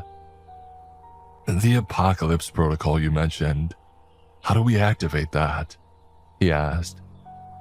I told him about the tower and how it likely once served as a means of communication with the station, and so we left the camp immediately to get there. The tower was at least a day away, and I knew that the creature Blair had given birth to was still searching for us, so there wasn't any time for rest. Even though I was the only one in the party that could now get hurt, I became even more vigilant. Nothing else mattered to me except finally getting to destroy this wretched rock. It began to storm as we passed through the first portion of the valley, our sweat and blood staining the air. The predatory newborn was close. When we saw the tower, I insisted that they go ahead. "If I can distract it, you'll have time to activate the tower." The command center was close to the level where the canyon had crushed the skyscraper. "How will you know if we succeed?" Kayla asked. I thought about the video where I saw the destructive power of the bomb detonating across the entire planet, and I promised her that I would know. "Once the signal can be sent out, we will all meet our maker," I told her. And they left me there as I caught my breath again and I waited for the creature to find me. I didn't just sit by though, I set a trap. One of those makeshift holes that you might find to catch a tiger. It would be enough to slow it down, maybe even enough for my friends to get that signal working. There is also an alternative that I'm dreading where everything goes wrong and they can't actually destroy this world. In that case, I'll fling myself into this pit and let nature take its course. And the only way out is death. It was the answer that we were given all along. It just took living forever to recognize how precious living is.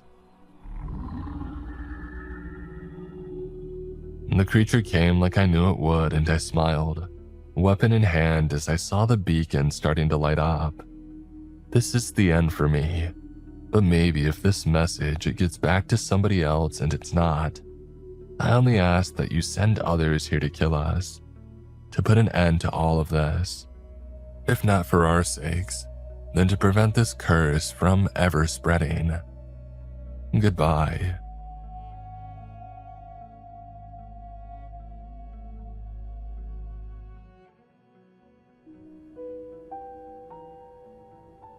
I had only met my employer once, and that was when I first met him. I was fresh out of college back then with a liberal arts degree and no job. In fact, I had been struggling to find a job for months and I had been living in my car to save on money. My daily routine at the time was attending job interviews and doing odd jobs for cash. It was a cycle that I thought I was stuck in without any escape. And then I met him. I first saw him standing outside of the building that I had just finished a job interview in. He was old, lanky, and was wearing a suit that was cleaner and better than mine. As I passed by him, I managed to catch a glimpse at his face and I felt a cold chill run through my spine. Staring back at me with a large grin, as the man gave an unsettling aura that immediately made me uncomfortable. Not wanting to be under his continuous gaze, I decided to quicken my pace and get back to my car. I didn't know why he was staring at me so intently and with such a disturbing smile, but he wanted something from me that he should have called out. Instead, though, he simply remained silent. When I glanced back, I saw him still standing there, still staring at me and still smiling wildly. Looking away and trying to forget what I saw, I tried my best to dismiss him as just another weirdo who didn't have anything better to do. It didn't take long for me to forget about the man and turn my thoughts back towards my recent interview. I felt confident about it and hoped that I would land the job. However, this confidence soon wavered when I remembered the previous a dozen times that I felt the same way and ended up not landing the job. It just seemed that no matter how hard I tried, I was just never the one that they wanted. Eventually, the rest of my walk ended up me moping in despair. As I got closer to my car, though, I was surprised to see a familiar-looking man standing beside it.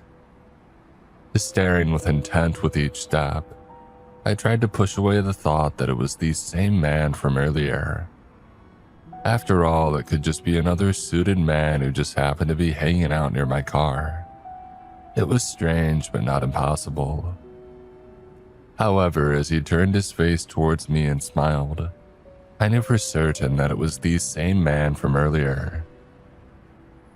Feeling my stomach drop at the sight, I suddenly stood there frozen and I stared at him.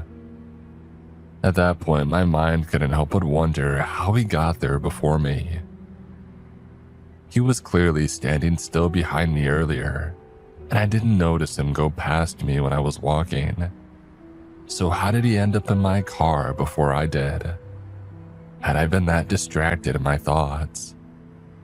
More importantly though, why was he by my car? Did he want something from me? And before I could call out to him and ask him those questions, he suddenly spoke up and approached me. Still unaware of his intentions and finding him dangerous, I slowly backed away. "Looks like you're a person looking for a job," he said, his voice sounding rugged and unassuring. "Yeah, why do you care?" I replied, still slowly backing away with each step that he took. "You got one to offer to me?" "Actually, I do," he said, his smile growing wider, if that was even possible. "How would you like to make $10,000 a month?" $10,000 monthly? I asked in disbelief. "You're joking with me, right?"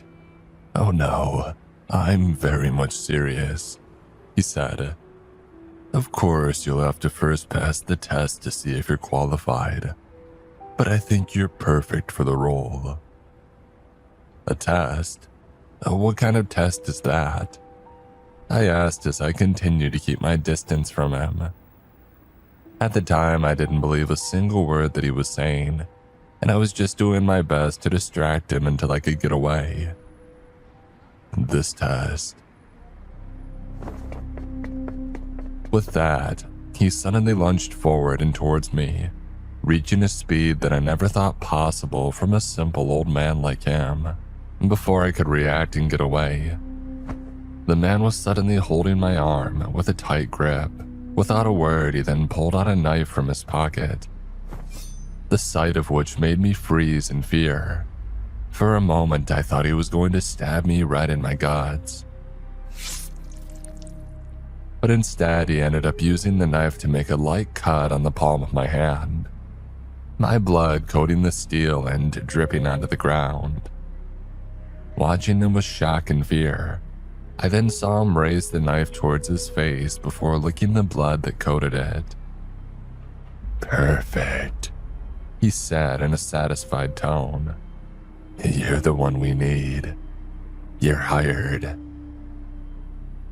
While I was unable to process what had just happened, he let go of my arm and allowed me to regain my composure. Realizing that I was free from him, I quickly withdrew my arm towards me and prepared to leave quickly. After all that I had witnessed, I thought that the man was insane. Before I could turn around though, the man pulled out an envelope from his coat and handed it to me. I stared at the envelope for a second before looking up at his smiling face. Unsure what I should do, I remained standing there. "Take it," he encouraged me. "Consider this a salary advance." I didn't trust him, yet I still dared to grab the envelope from his hand. Opening it and taking a look inside, I couldn't help but have my eyes grow wide open upon seeing it filled with $100 bills. "I hope that this will help settle your apprehension," he said, seemingly satisfied with my reaction. Turning around, he then began walking away from me and giving me one last instruction as he went. "In your car is another envelope, a larger one this time. A set of instructions are in it, as well as the tools that you'll need for the job. Good luck." And giving one wave of his hand, he then walked off, leaving me dumbstruck. I turned my attention to my palm. I decided to deal with that first as I tried to rationalize what had just happened. Taking a handkerchief, I wiped away the blood before using it to wrap the wound. Once my hand was wrapped, I turned my attention back towards the envelope that he had given me. Taking a look inside once more, I made sure that what I saw earlier was real. True enough, the $100 bills were still in there. Conning them quickly, I soon realized that I had $1,000 right in my hands. Suddenly feeling unsafe being outside with such a large amount, I rushed back towards my car. As I opened the door though, I found a larger envelope on the driver's seat. Looking down at it, I suddenly realized it was likely the other envelope that he was talking about earlier. How he managed to get it inside, I wasn't sure. My car was locked and secure and there didn't seem to be any sign of forced entry. Somehow though, he had managed to do it, and it brought me chills knowing that he could easily get in. Grabbing the envelope, I then got in my car and made sure to lock my doors. I then spilled out its contents on the front passenger seat before sifting everything that came out. The first to catch my attention was a large folded piece of paper, which I soon realized was a map of Nebraska after I laid it open. Studying the map for a few seconds, I soon noticed a red circle marking a random town in the middle of nowhere. Curiously, I focused my attention there, wondering what it could mean. The place where my place of work would be, perhaps. Hoping to find answers, I took a piece of paper that came with the envelope and read through the instructions that I was given. 1. Every time a map is sent, you must go to the town marked with a red circle and arrive at the area within 7 days after receiving the map. 2. Upon approaching the town, stop at least 5 miles outside the red circle marked on the map. Do not go past that. 3. From the position you choose, open the case provided to you. You will find a needle and a quill in there. Use the needle to prick your finger so that it bleeds. 4. Once you are bleeding, take out the quill and soak the tip with your blood. Using the quill, proceed to shade the encircled mark on the map with your blood, taking care not to smear any of your blood outside of the circle. 5. Upon completing these tasks, your payment will be provided to you instantly. 6. Failure to follow these instructions would result in your termination. After reading those instructions, I wasn't sure whether to believe it or not. The tasks were strange and they made no sense to me. Why was I supposed to drive to a town in the middle of nowhere? Why did I need to smear my blood on the map? Couldn't I just do it all from where I was now? All these questions circled in my mind, and I was tempted to ignore all of this and run off with the money that the man already gave me. Then again, what was I to lose? If I followed these rather simple instructions, if luck continued going my way, then I would be paid rather handsomely for doing nothing but driving around and doing some silly tasks. After thinking about it, I eventually made up my mind. With $1,000 in hand and a potential for much more, I decided to head to the Midwest.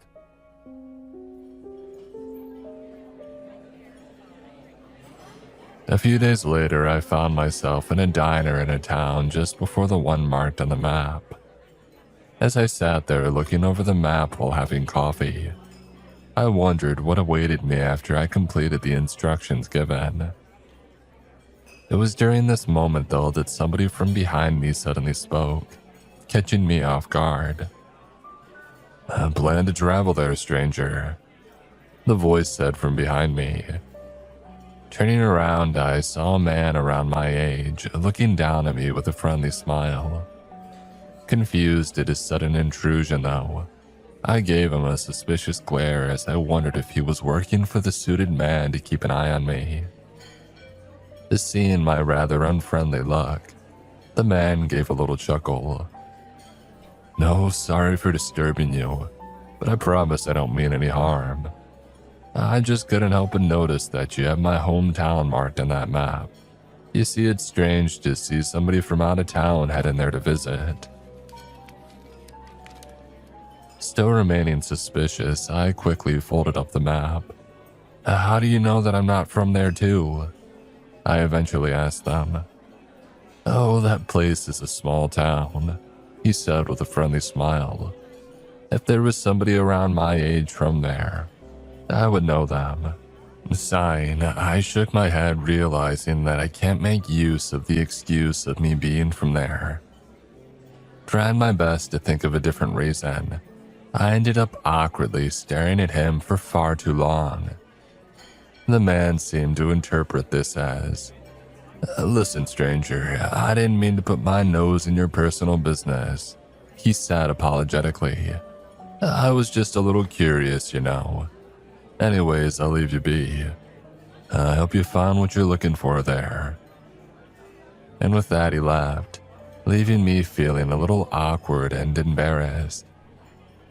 Hoping to shake away that feeling, I decided to head out and take on the last stretch of my journey.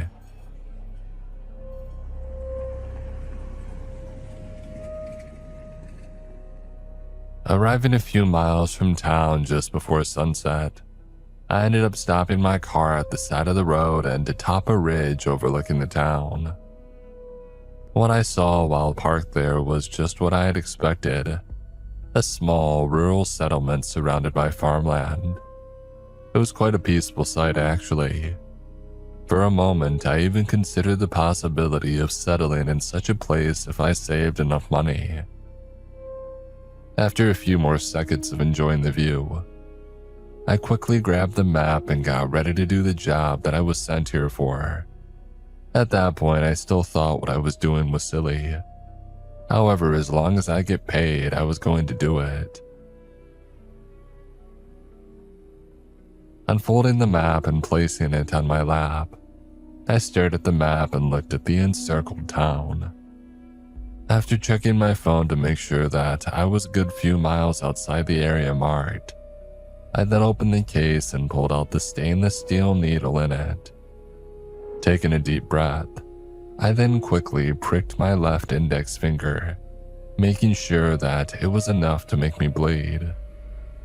Once that was done, I then used my free hand to bring out the quill and dip the tip of my bleeding finger. After making sure that enough of my blood had soaked into the quill, I then gently lowered it towards the map and hovered it over the area where the town in front of me was located. Without hesitation, I then began shading the area with my blood, following the instructions carefully and making sure that I didn't spill any outside.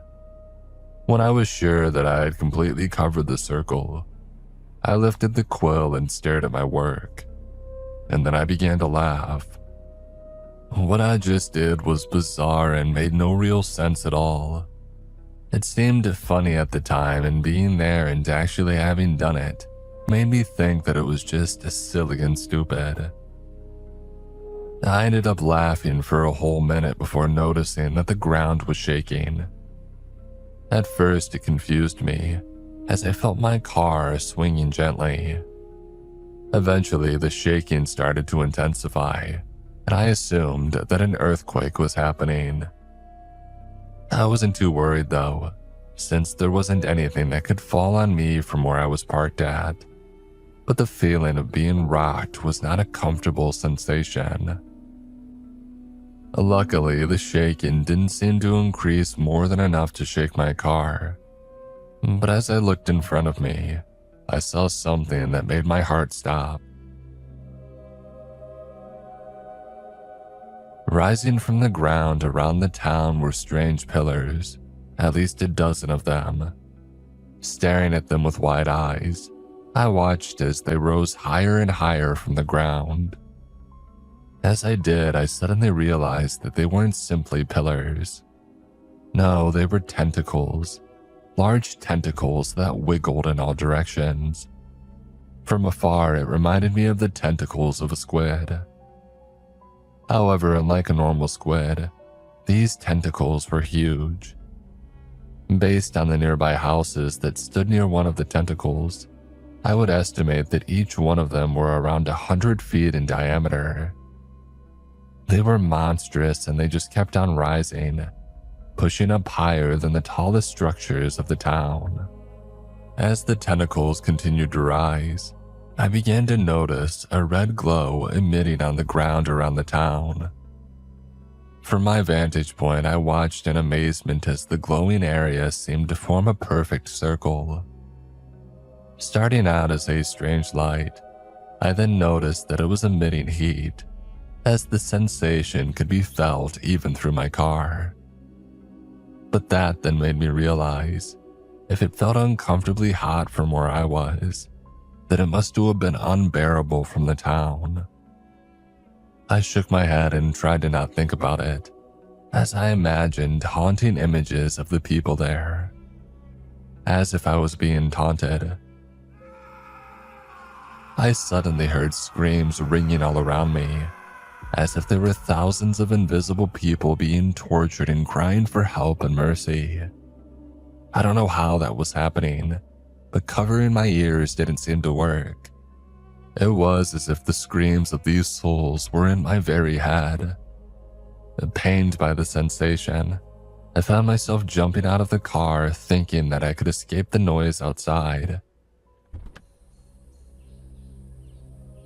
It was a stupid action and it obviously wouldn't change anything, but the pain was making it difficult for me to think. As I stepped out of the car, I immediately fell onto my knees due to the continued shaking of the ground. Frustrated and overwhelmed, I cried out and begged for the noise to stop, but it never did. Instead, the screams grew louder and louder until they mixed into one haunting noise. Eventually, though, my mind and body managed to acclimate enough to the screaming for me to be able to focus in my surroundings. Despite the pain that I was feeling from the deafening screams, I was able to glance towards town to see that the tentacles had stopped rising and were now protruding at least a mile high from the ground. By then, the shaking of the ground had stopped, and I was able to steadily get back on my feet. Looking up, I stared at the skyscraper-sized tentacles that made me feel puny below it. Watching them wiggle and sway in different directions gave the sensation of both terror and discomfort. It looked so unnatural that there was no doubt in me that it was not from this world. After standing tall over the town for what seemed like an eternity, I watched as the tentacles suddenly tipped down towards the town. Moving in unison, they descended down towards the poor settlement, before hitting it with a loud, earth-shaking crash. Bits of houses could be seen flying in all directions, and I could only imagine what those monstrous appendages would do to people that it fell on. Strangely enough, the number of screams that I was hearing suddenly reduced after that. Although I could still hear pained shouts and crying, its loudness was reduced to half. The slight relief this gave me was quickly shattered upon the realization of what that meant. My mind was too clouded by pain to think of it earlier, but not that I was slightly brought to ease. I quickly drew the conclusion that the screams were from the town's inhabitants. If that was the case, though, then the fact that it was lessened meant only one thing. I felt sick in my stomach at the thought of that. However, the horror of what I was witnessing was not over yet. After the tentacles landed on the ground, I watched as they began pushing the whole town down towards the earth.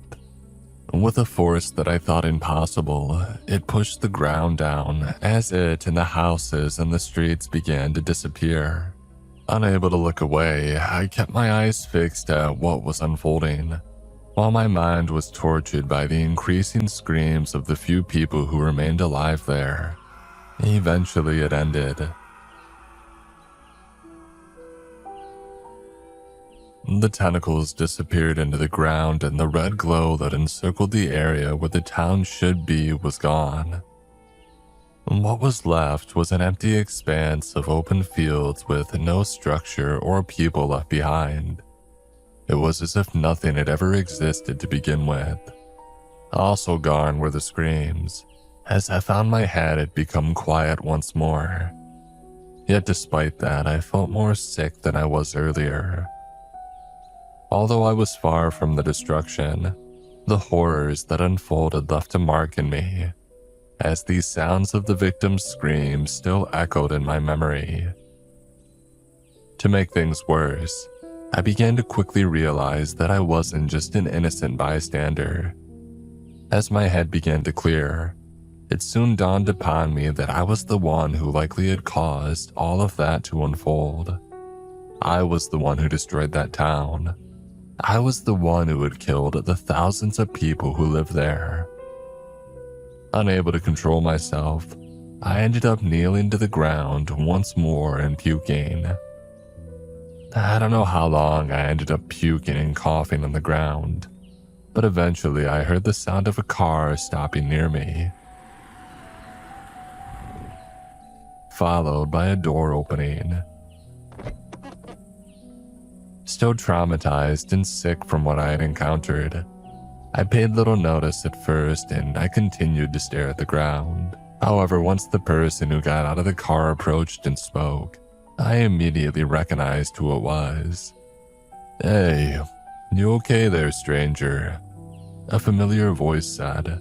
Immediately looking up, I saw that the man standing there was the same one that I had met at the diner. The same man who said his hometown was the one that I had witnessed being destroyed. Unable to speak, I just ended up staring at him, not sure how to interact. He, however, just gave me the same friendly smile. "Oh wow, it's you again," he said with a chuckle. "Still not much of a chatterbox, I see. Anyways, you okay there? You seemed to be really sick when I first noticed you on the side of the road. Seemingly unable to form words at the time, I simply pointed towards the direction of where the town was. And deep inside, I felt guilty, knowing that I had helped in the destruction of his home. Trying my best to hold my tears down, I wanted to desperately apologize to him. All his family and friends were gone now, and it was all because of me. However, the man simply gave me a confused look as he glanced towards where I was pointing before turning his attention back to me. "Those are the fields you wanted to visit, right?" he asked me. "I still don't know why you want to go there, but if it's that important to you, I won't question it." "Fields?" I asked, confused. No, that was where your hometown was." "My hometown?" he asked before laughing.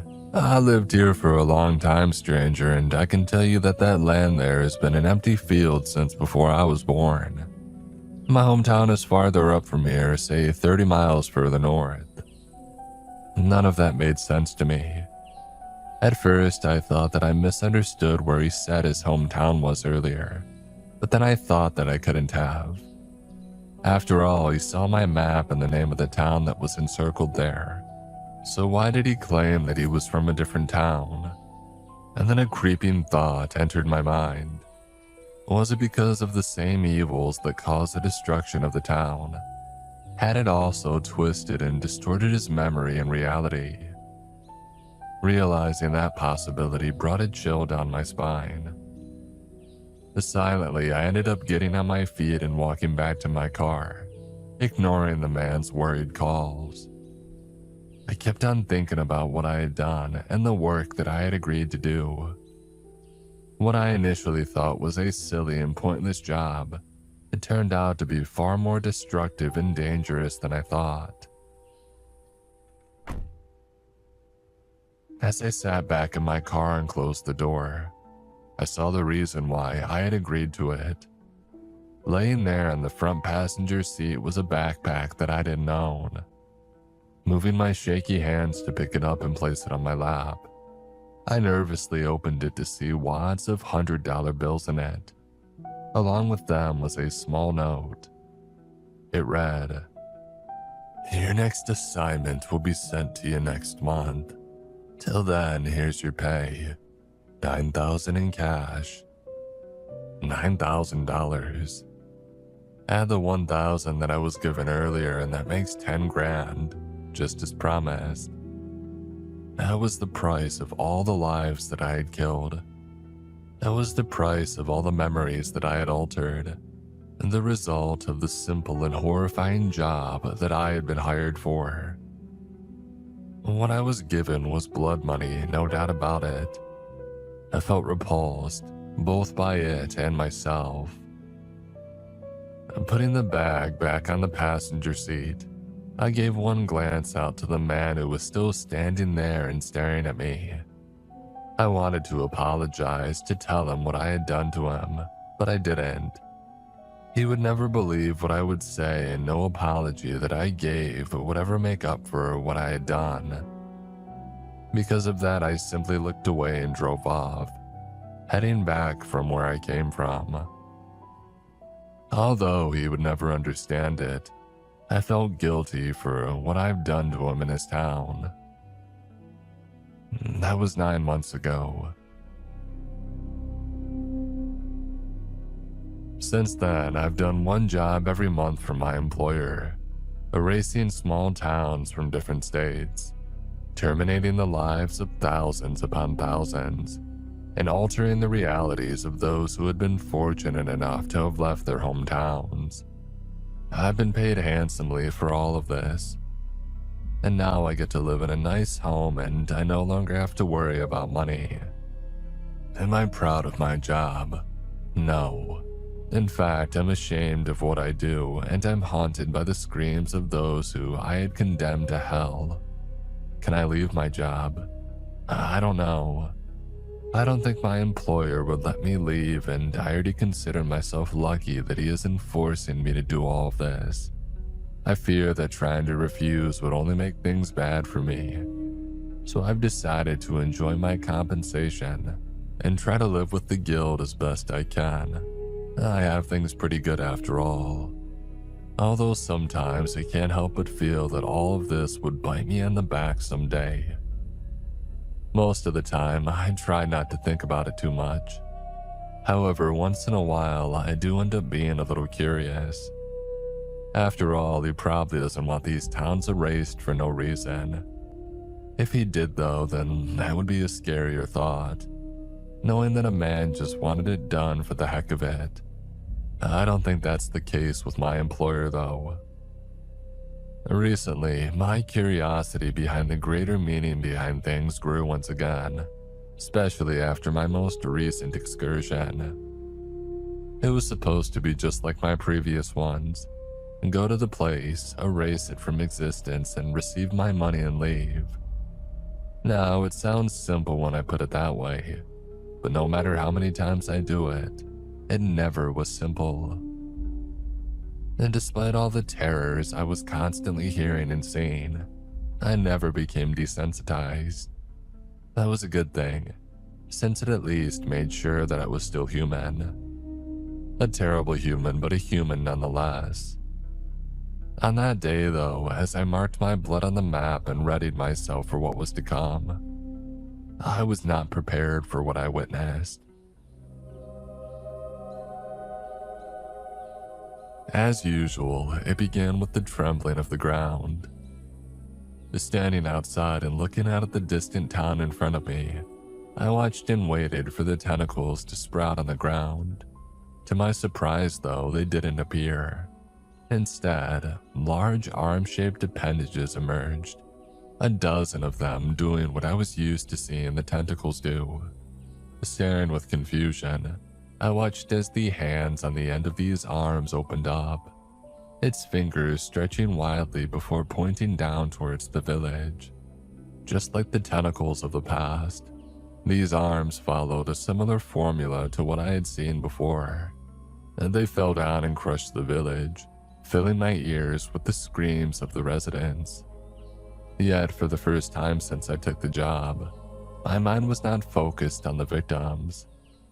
Instead, my thoughts were too preoccupied with the arms, as I wondered why they had appeared instead of the tentacles. What did it mean? Did I summon something different this time? If so, what was it? Stuck trying to find answers, I failed to notice the arms push the town down to the ground and disappear. My attention only returned to the unfolding events when I saw something else new occur.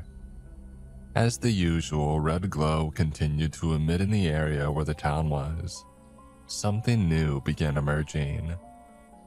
Wide, frightened eyes.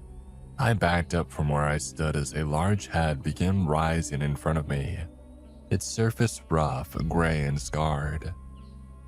Keeping my eyes on it as it went higher and higher, I noticed patches of scars littering its skin, exposing dark black flesh and even metallic bone in some portions. It was a terrifying sight, and I felt more puny than I ever had in the past during that moment. As the head continued to rise high, it eventually stopped just as the jaw emerged. Laying dormant like that for a few seconds, I then saw its eyes scan the empty fields in front of it, before dropping its attention on me. Unsure of what to do and not wanting to unintentionally provoke the giant in front of me, I simply stared back at it and stood still. Eventually, a loud booming voice echoed in my ears, although I didn't see the giant's mouth open as I heard the voice. You have done well, my child. It said with a tone that made my spine shiver. My power grows stronger because of what you and the others have done. After that, there was nothing but silence.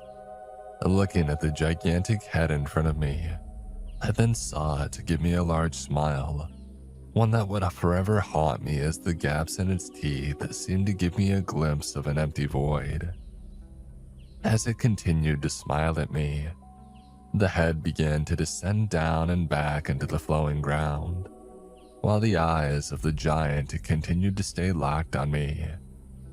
Eventually, what could be seen of the creature disappeared, leaving me facing an empty and quiet field. As I stood there, more shocked than I was when I did my first job, I couldn't help but struggle in grappling with what had just occurred. This was clearly no normal job, and no note from the suited man ever hinted anything like that would happen. And when I stumbled back into my car, I noticed the usual bag of money on my front passenger seat, containing the usual $10,000 salary. I could care less about it though, as I sat in the driver's seat and tried my best to comprehend what I just saw. The shock of things though made it difficult, as my heart continued to beat fast. After a while though, I managed to calm myself enough to think straight. Whatever that giant was, it was clearly not a threat to me. At least that's what it seemed. After all, it thanked me for my services and it seemed pleased with what I was doing. So that meant I shouldn't be afraid of it, right? Convincing myself that I was safe as long as I continued my work, I managed to dissipate the fear that was boiling in me ever since that giant had emerged. As I drove off and started the journey back home, I couldn't help but continue to think about what that creature had said, especially on what he meant by others. Was he talking about the suited man? Were there others doing work for my employer that were aiding that creature? For a good while, I thought about that, only to get frustrated when I realized that I'll probably never get an answer. I had no means of contacting the suited man to ask him, and even if I was able to, I doubted that he would freely tell me. Slowly, I began to accept the fact that whatever that thing was would forever be a mystery to me. However, as I stopped by a diner to replenish myself on the way home, I saw something that managed to relight my earlier search for answers. As I was moving to get a seat, I noticed a man sitting near the entrance with a map sprawled on his table. At first, I didn't pay too much attention to him, thinking that he was just another traveler. However, as I passed him, my eyes scanned the map that he had and noticed that he had marked various areas on it, areas that seemed to be in the middle of nowhere. Instead of cities, towns, or tourist sites, he was marking empty fields and random portions of road. This immediately lit something inside me, as I took my seat and kept on thinking about what I had just glimpsed. You see, after every job I did, I always paid respect to the places that I erased by marking them down on the map. Of course, no trace of them remained, but a simple mark with a name was enough to honor them. Seeing the man's map that day, I thought I was looking at the same one that I had made. Immediately, I could only conclude one thing from that. He was just like me. He worked for the suited man too. At least that's what I assumed. Remembering that the giant had mentioned that there were others also helping it, I couldn't help but connect the dots. Was he one of the others that it was talking about? And that thought of there being somebody out there with the same job as me both excited and terrified me. For starters, it meant that I was not alone in the job and that there was somebody else who felt the same trouble that I felt from what I did. But then again, it also meant that there were more towns being erased, more people whose lives were altered. That latter thought brought a shudder through me, as I had to shake my head and try not to think about it too much. Desperately, I wanted to go to the man and talk to him. There were so many things that I wanted to ask, from how he dealt with the heavy burden of our job, to whether he had seen the same giant that I saw that day. It wasn't like that wasn't allowed. The rules the suited man gave me never mentioned that I wasn't allowed to talk to others like me. However, as I turned my head to check the man, I was disappointed to see him no longer at his seat. Instead, I noticed that he had already gotten up and was heading for the door. As I watched him, I saw a familiar-looking backpack slung on his back. And that alone was enough to tell me that my theory was right. Deciding not to chase after him, I sat there and hoped that I would encounter him again someday. However, there was something nagging me, something that made me uncomfortable. Recalling the map that I saw, I suddenly felt the urge to compare it to the one that I had. A day later, as soon as I got home, I rushed towards my room and pulled out the personal map that I had to mark the sites of my recent jobs. Laying it down on my bed, I then grabbed a marker and began placing an X on the general areas that I saw marked on the other man's map. I couldn't recall every single area that he had marked, but I recalled just enough to pinpoint the general area pretty decently. Once I had finished plotting down everything that I could remember, I then looked down on the map and glared at it with a dreadful expression. The towns that I erased, combined with the ones that I recalled that the man had charted on his own map, formed the shape of an incomplete pentagram. Based on my estimation, my employer was, more or less, 10 towns away from having it complete.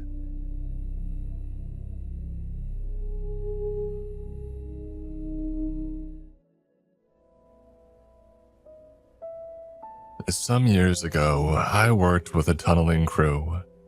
A job like that draws all kinds of people. Sure, it boils down to one guy holding the figurative shovel, but another guy has to point where to dig and yet another's got to get the dirt out. On a larger scale, it can easily get out of hand without proper management.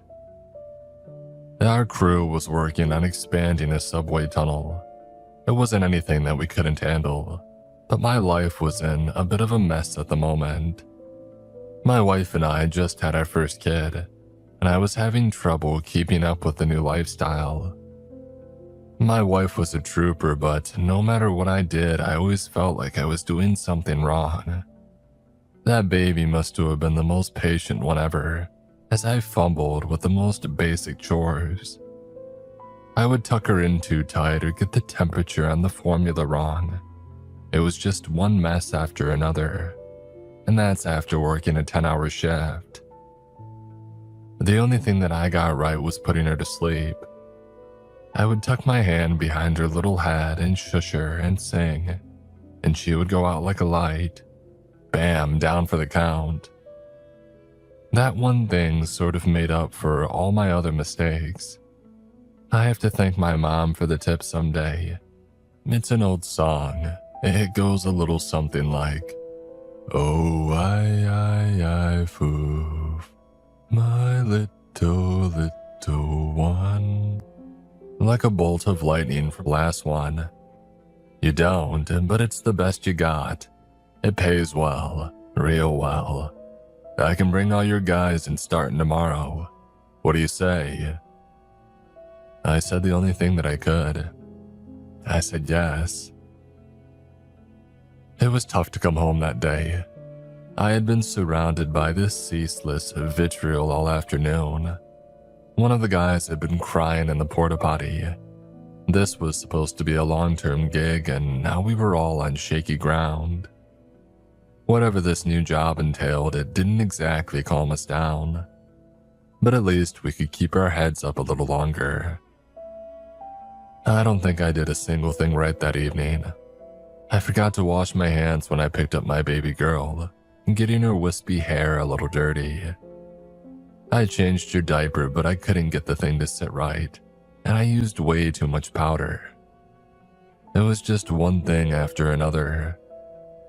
It wasn't until I sat down to watch the news that I finally got to do the one thing that I was good at, singing her to sleep.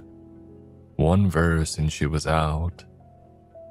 My wife joined me on the couch, speaking in a hushed voice. She was just as worried as me about the job, but I could tell that she was trying to stay positive. She asked all kinds of questions like what we were doing and for how long and with what people. And I didn't have an answer for any of it. Not unlike the talking heads on the TV. All I could say is that we had a time, a place, and a generous paycheck. "Just be careful," she said, giving me a kiss on the cheek. Doing tunnel work is rough for a number of reasons. In summer, you're melting away in the heat, and in autumn, you're knee-deep in rain. In winter, well, you don't do a lot of digging in the winter. The ground gets frozen and it can mess up the equipment. Depends on the job site, I guess. And we were nearing the end of the season. The last dig of the summer is the one that you finish just before you go on vacation, and my guys had been robbed of theirs. I knew of at least one guy who had to cut his trip to Tallahassee. He wouldn't shut up about it. It was better than having no job at all, but the disappointment was immeasurable. We had been promised stable work for years to come, and now we were fighting for scraps.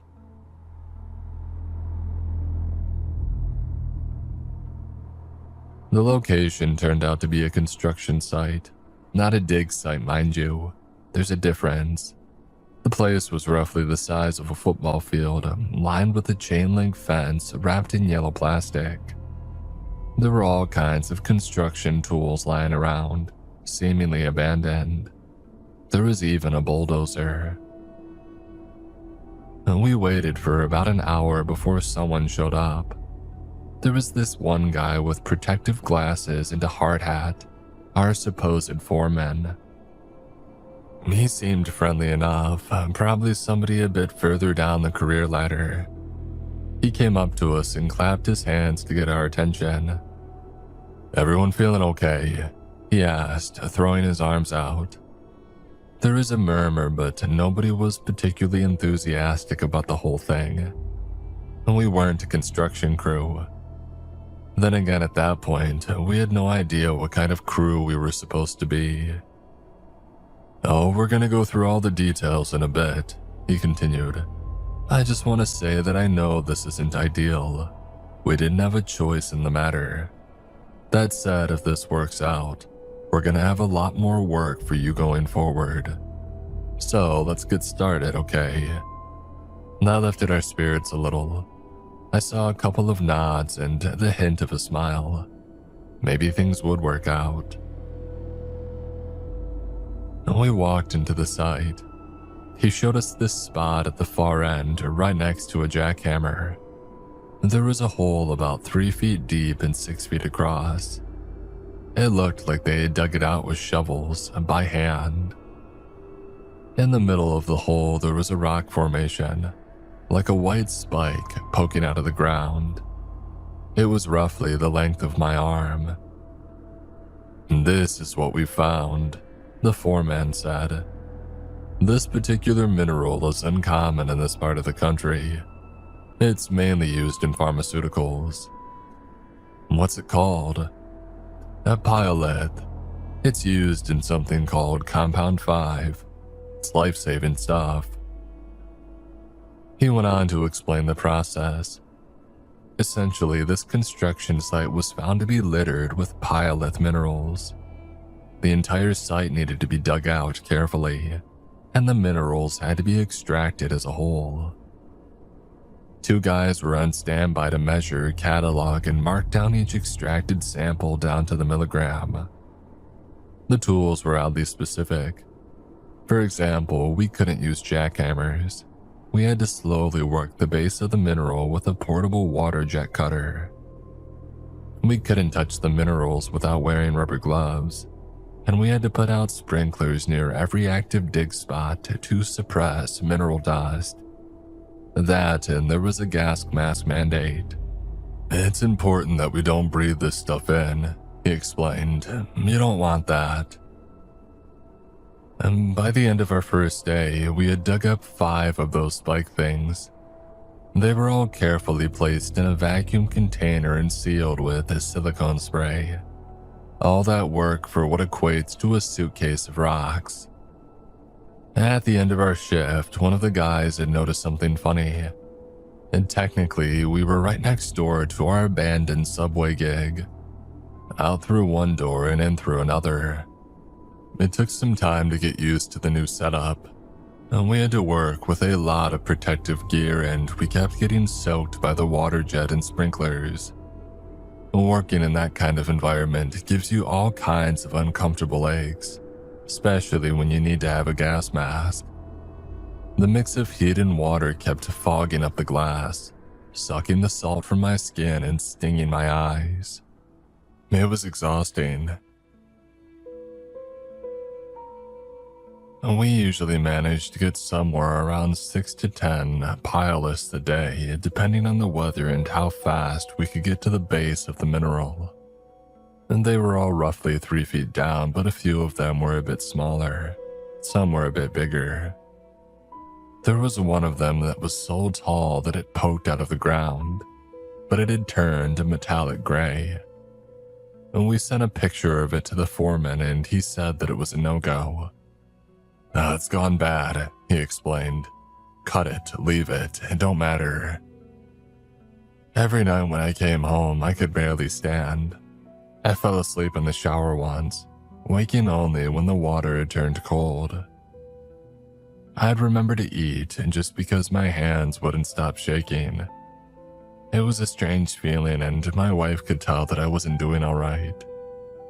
I felt bad at not being able to keep up with the housework. But hey, at least I could sing my baby to sleep. That I could do. The fact that the site was so close to our old tunnel job was really strange. It was literally a stone's throw away, but cities can get like that sometimes.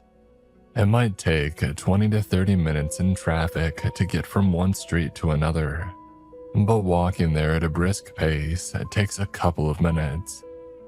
I hadn't even thought about it until they had pointed it out. The job was going to take weeks, maybe months, at the pace that we were going. We got the go-ahead to bring in some more guys, but it was hard to find people for a temp job at short notice. I managed to get a hold of 4 more in total, but trying to bring them up to speed was a hassle. I kept getting all these questions that I couldn't answer. For example, why couldn't we just dig up the whole site and then filter out the pile-lith later? We could have done it all in about a week tops. And yeah, they were right, but we weren't allowed to do that. And what the hell is a pile-lith anyway? After a full week of working with this stuff, we were getting into a sort of rhythm. We split up between surface testing, excavation, cutting, and transport. I was one of the cutters.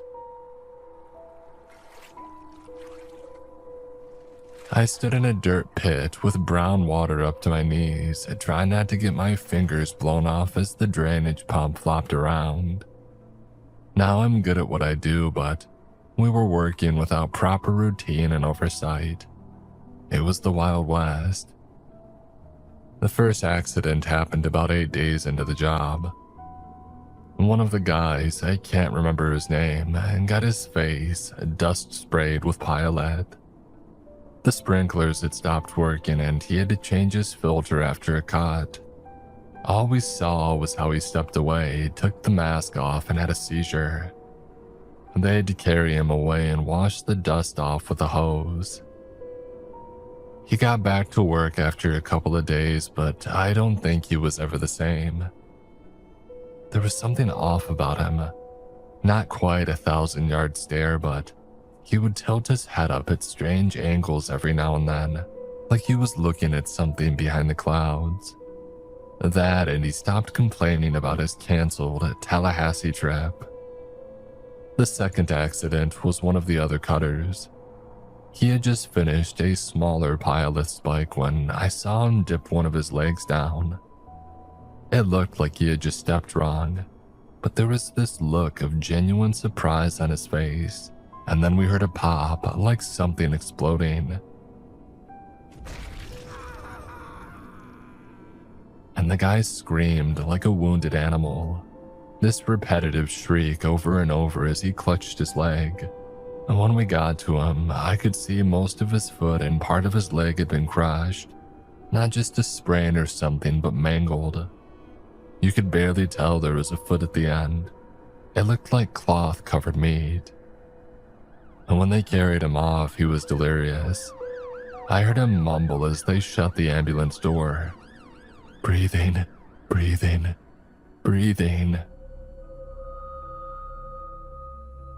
If it had been any other job, we would have called it quits long ago. One workplace accident, it happens. But two on such short notice. No, that doesn't happen. Problem was, it felt like the bigwigs were only one step away from shutting us down all over again. They hounded us with that fact every chance they got. The foreman would slide a comment in about it when he could. Like at the end of every shift, I gave him an update on our progress. He always asked if things had gone smoothly, and whenever I said it did, he would just respond, "Good. Don't know how we could afford keeping this afloat if it didn't." Every damn time. So yeah, we had to make do. It was dirty work for dirty people, but what choice did we have? No one else was hiring, and getting the whole crew to another site on short notice was impossible. You don't spend that kind of money on a whim, and there was no standing contract lurking around the corner. These kinds of jobs take months of planning and contract negotiation. You'll be eating well into your savings long before you see a paycheck. And we kept having trouble with our gear. Not just because things would bend and break, I mean that's normal. Wear and tear is a part of the job. The problem is that we had no idea what kind of supports we were looking at, and most of our equipment was still at the tunnel site. We kept having trouble with the ground shifting. Sometimes when we dug out the pile list, the dirt would collapse. It wasn't bad enough to hurt anyone, but it was frustrating. We had a bunch of sandbags and supports on the old dig site, but we weren't allowed to get them. I kept hearing things around the site.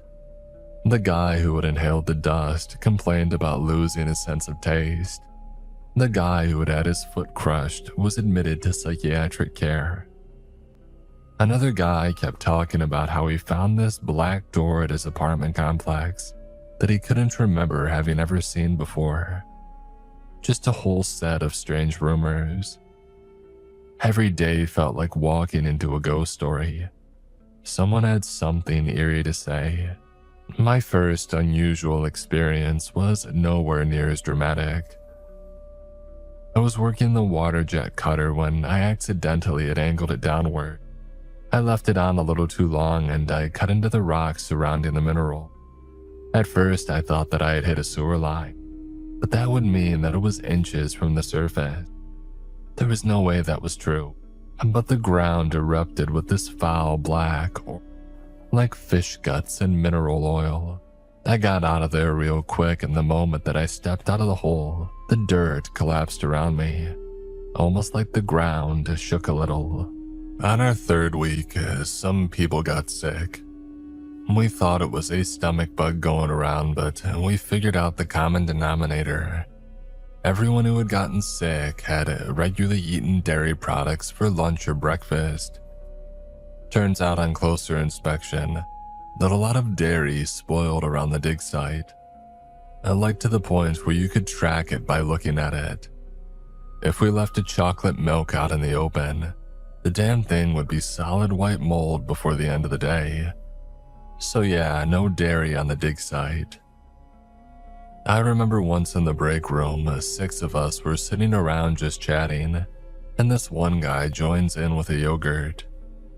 He knows we're not supposed to eat dairy, but he doesn't care anymore. He's staring straight ahead, shoveling spoonfuls into his mouth. I don't need to look to see that it's gone bad. I can smell it. We all can smell it. But he just sits there chewing it down like he doesn't have a care in the world.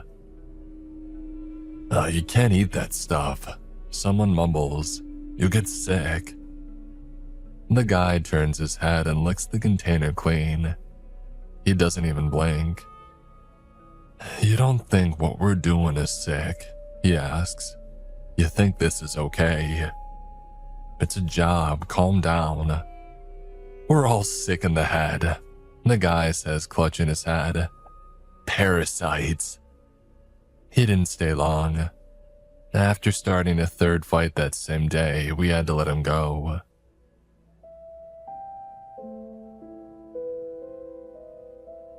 And coming home every day was like coming up for air after a long drive. Everything felt brighter and I'd happily do whatever was asked of me. Changing diapers, no problem. Taking out the trash, wonderful.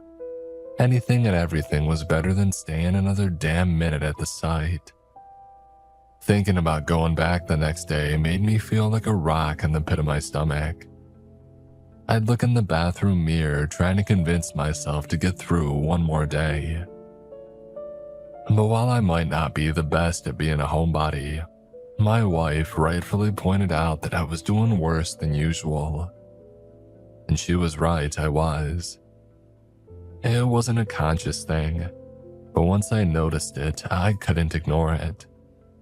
For example, I would put all the dishes into a vertical pile instead of the dishwasher. There was just something hypnotic about arranging them in a pattern. I would sometimes stand in front of the open refrigerator, holding my hands out like I was warming them by a fire. I got to the point where I was scared to be alone with my baby girl. What if I forgot her on the changing table? I couldn't live with myself if she got hurt. And still, we needed the money. Rent was going up, expenses were going up, and we needed a new set of tires for the car. We had already sold off our spare car. We couldn't afford to go without one. It was bad enough that we had to share one. I remember this one night as I was standing by my baby's crib. She was having trouble going back to sleep, and so I leaned in to sing. Problem is, I couldn't remember the words. I had never written them down or anything, so there was this sudden sense of loss in me, like I had forgotten something that was a part of me, instead of just a song. And my girl, oh, she could tell. She was screaming a little heart out, begging me to remember. And I stood there opening and closing my mouth like a fish out of water, trying to explain that the words just weren't there. "I'm sorry," I said, shaking my head. "Oh, I'm so sorry, baby." When she fell asleep that night, it wasn't because she felt safe and cared for. It was exhaustion, just like me. By that time, coming to the site felt like walking into purgatory. One guy is off in the corner hurling his guts out. One guy is crying on a bench. One is lying flat on his back, looking up at the sky. Two guys don't even show up for work. And we barely made progress. What little we get is mostly from what we had started the previous shift. Around lunch, one guy was taking off his protective gear and going to town on a pilot like he was a sick cow with a salt lick. We had to pry him off and send him home. He laughed the whole way. By late afternoon, I was the only one working on this one particular pilot. The damn thing was big enough that I would have trouble lifting it by myself. I had to dig a little deeper than usual to get to the base, and I wasn't paying as much attention as I should have. By the time that I pulled down the water cutter, the cable dislodged something and the entire hole had collapsed, with me in it.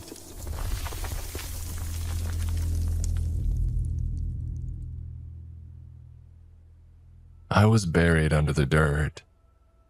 Thank God for all that gear. I was lying face down in the dirt. I could breathe a little thanks to my gas mask in the porous ground, but it was like sucking air through a straw. I barely knew what was up or down. No matter which direction I pushed, it felt like something was pushing back. It's like the ground was trying to absorb me. I wasn't down for long, but in that moment, I felt this intense sense of dread. Not just a claustrophobic panic, but something else. I could imagine myself being stuck there, solidified as a relic in eternal stasis, like watching myself fossilize. All sense of time and passage of the world melted away. I could imagine the years flying by, leaving me helpless. If I had been down there 1,000 years, would I even want to get back up? And by the time they pulled me out, I was screaming. I don't remember, but I was. Apparently, I was begging for them to put me back in the ground. At the end of the day, I was sitting across from one of the machine operators. He was trying to have a glass of water, but he ended up throwing it out. Said it tasted funny. "We gotta do something about the equipment," he said. "We got tens of thousands of dollars still stuck in those tunnels. Hundreds of thousands, maybe. You think they're happy to leave it there? You honestly think they care? Well, I care. Hell, I'll take it off their hands if they ain't using it." "You're not suggesting that we steal from the company?" "What company?" He laughed. "Do you even know who we're working for? You know what we're doing. You see any workers' comp going out to the guys who say everything tastes like gasoline?" I shook my head. I didn't like it, but he was right. He took off his hard hat, dropping it on the table. "I say we get our fair share. Split it right down the middle," he said. "You in?" "I'm in."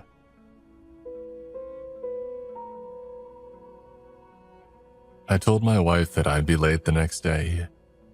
3 guys volunteered to help pick things up after our shift. There was a fair chance that we wouldn't get anything, but at that point we didn't care. Some of us were desperate to just get a big enough paycheck to cash out and make a run for it. We didn't want to be there anymore. None of us did. We drove down to the old tunnels and prepared ourselves. One guy brought a 2-wheeler, another brought flashlights, and one brought in walkie-talkies. We were going to turn the power on, but it was easy to get lost down there. Half the map wasn't finished, and most of the rooms were dead ends. You could get lost on the best of days, and we were barely functional. We made our way into the tunnels, keeping in touch as we went. It didn't take long for us to find some personal items, but there was quite a bit more to it. We could tell that others had been down there. There were a whole bunch of things that we hadn't seen before. Some of it I could barely understand. For example, there was this one drill that looked like an 8-foot-long syringe on a rail, leading to a hole in the wall. That's not what we were there for, but I couldn't help but raise my eyebrow at that. While the others found some gear, I decided to look a little further in. There was this one space that I had been working in just before we got shut down that I knew had a backpack full of seismic measuring equipment.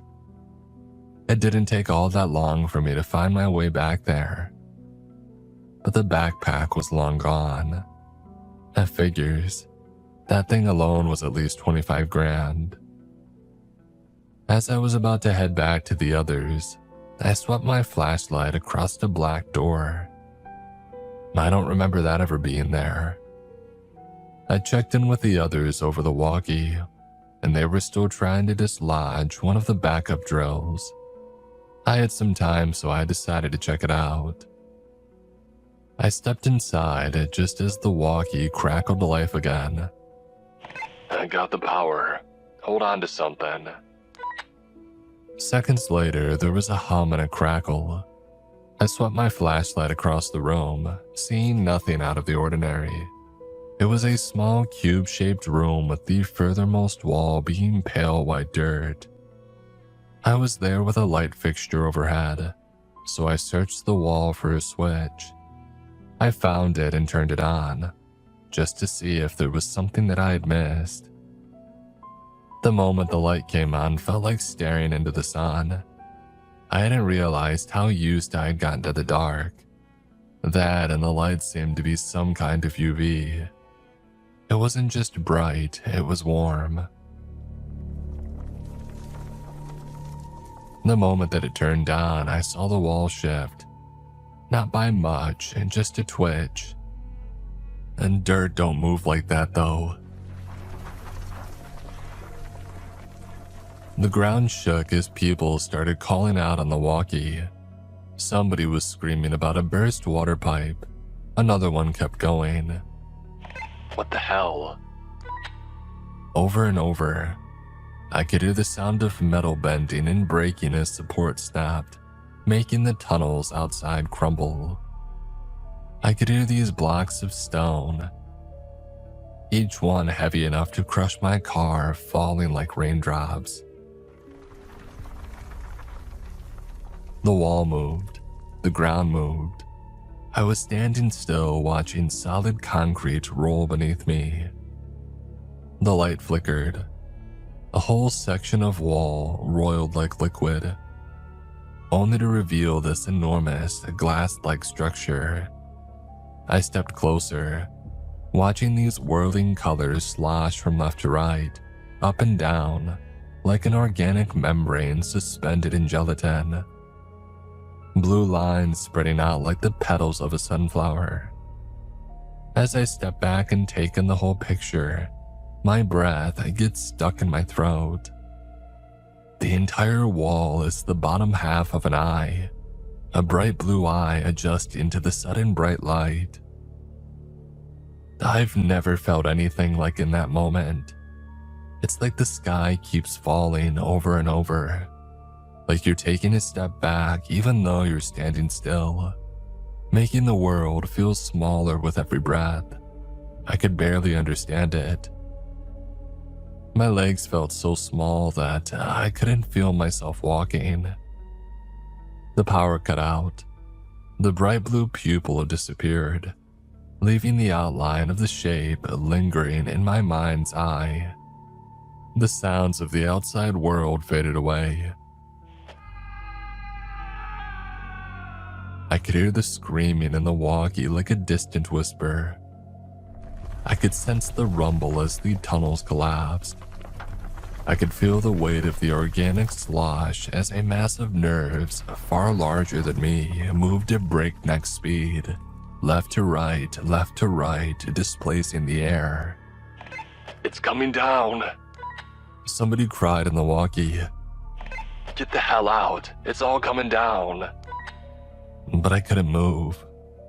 I looked straight ahead into the darkness and I pushed my hand back towards the door. I couldn't open it. There was a blockage on the outside. The concrete ceiling was starting to crack. My mind pendulumed between sobering fear and a mind-gutting sense of hollowness. I was a father. I was nothing. I was being buried alive. I was pointless. All the while, I hear the surreal sound of something beyond my comprehension of scale starting to move. And I realize that I'm going to die down there. I'm going to be crushed or left to suffocate. And there's this little voice in the back of my head, whispering at me that there's a very real chance I don't come home tonight. That my baby girl isn't going to sleep well ever again. And I just break. I absolutely break. I slam my body against the door, I scream and shout and beat my fists on the metal sheeting. I step back and brace myself, throwing my weight at it, but it doesn't even budge. The voices on the walkie aren't even saying words anymore, having devolved into a panicked screeching. I step away from the door towards the eye. I fumble in the dark, picking up a fistful of concrete to use as a weapon. I move closer, ready to plunge my fist into the surface of the eye when I notice something. I'm stepping in liquid. I didn't hear a water pipe burst, not in here. I fumble for my flashlight. I barely manage to pick it up as my hands keep failing me. But as I turn it on, I realize that there's a thin layer of water lining the floor. An oily kind of salt water. And looking up at the eye, I see that it's leaking at the edges. Tears, maybe. Something in me clicks. The rapid eye movement, the sudden sense of panic and collapse. It dawns on me that I've seen this before. I've seen it a dozen times. It's just like when my baby girl wakes up in the middle of the night looking for her papa. That's all that it is. And I think about that moment when I was buried at the dig site with that sense of the world passing me by. I wouldn't want to wake from that. I wouldn't want to know which of my friends were dead or alive, which family members made it. I wouldn't want to know just how alone I really was. I would rather stay a fossil. Maybe that was it. Maybe that was it the whole time. Maybe we had been cleaning the scalp of something having a really, really bad dream.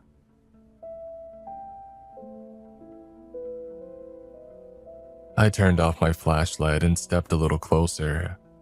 I could feel this thrumming movement coming from the membrane as nerves contracted, pushing out bucket after bucket of liquid. Meanwhile, I'm closing my eyes and thinking about an imaginary hand placed behind a tender head, fussing about going to sleep. Wispy hair getting caught between my fingers. At that moment, the words returned to me. The lullaby. With a shaky voice, I sing them. A voice in the dark, hoping something impossible can hear me and find comfort.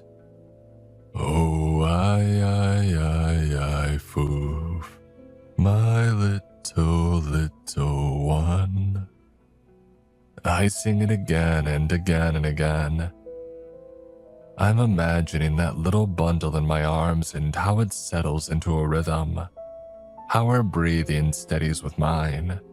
A little hand wrapping around my finger and then letting go as the dreams take hold. And after a while, I realize the wall has stopped moving. It's just white dirt. Nothing is moving, collapsing, or breaking. It's just me in a dark room and my workmates trying to move a boulder outside the door. Something's gone back to sleep. When we got out, things had gone completely to shit. Car alarms were going off, streetlights had died. Fire hydrants were pouring into the street. Waiting for us just outside were 2 patrol vehicles, ready to ask us some serious and uncomfortable questions.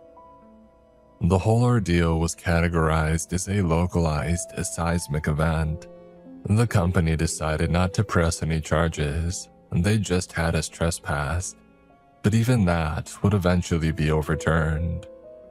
You see, they still needed somebody to work the dig site. There were pylons to cut and there was nobody around willing to do it. And honestly, who was more experienced working with this stuff than me and my crew? We had started to get the hang of it. We could make up our own rules. And now that I had an idea of what we were dealing with, I could do it in a way that wouldn't get us all killed. So yeah, we got back to work. I've been doing pylith digs for years now. We figured out a good routine and procedure, allowing us to rotate crew in a way that doesn't get us sent to the hospital. I got about 30 guys working with me. There's not a lot of demand for it, but what demand there is pays very well. I don't think you'll find any Craigslist postings for pylith diggers anytime soon, but we're out there. Sometimes it just looks like a construction site. Sometimes they don't bother trying to hide it. People see a jackhammer and they roll their eyes, hoping that we won't stick around for long. My girl isn't a baby anymore, but in another sense of the word, she absolutely is. I've managed to scrape together a pretty good life for her. I work weekdays along with every second and third weekend of the month, but I get the full first week of the month completely off. Just 2 paid vacation weeks a year though. But the hourly rates are just, I'll admit, I'm a bit spoiled. I could sign off on a new pool and it wouldn't break our budget. But I feel like I had to take a moment to look back at it all. Not just because it was a monumental day of my life, but because it changed something in me. I may be the smallest, most insignificant thing in whatever world this is, but I'm still here. I can still do something. And if I can do that one goddamn thing right, is that not enough reason to do it? I'm thinking, whenever I'm gray and gone, is my girl gonna remember the fancy vacations and the new car smell of our family Hyundai? Or is she gonna remember the times that I sung her to sleep? I don't need an answer. I know it. I feel it. And somewhere deep underground, there is something that feels the same.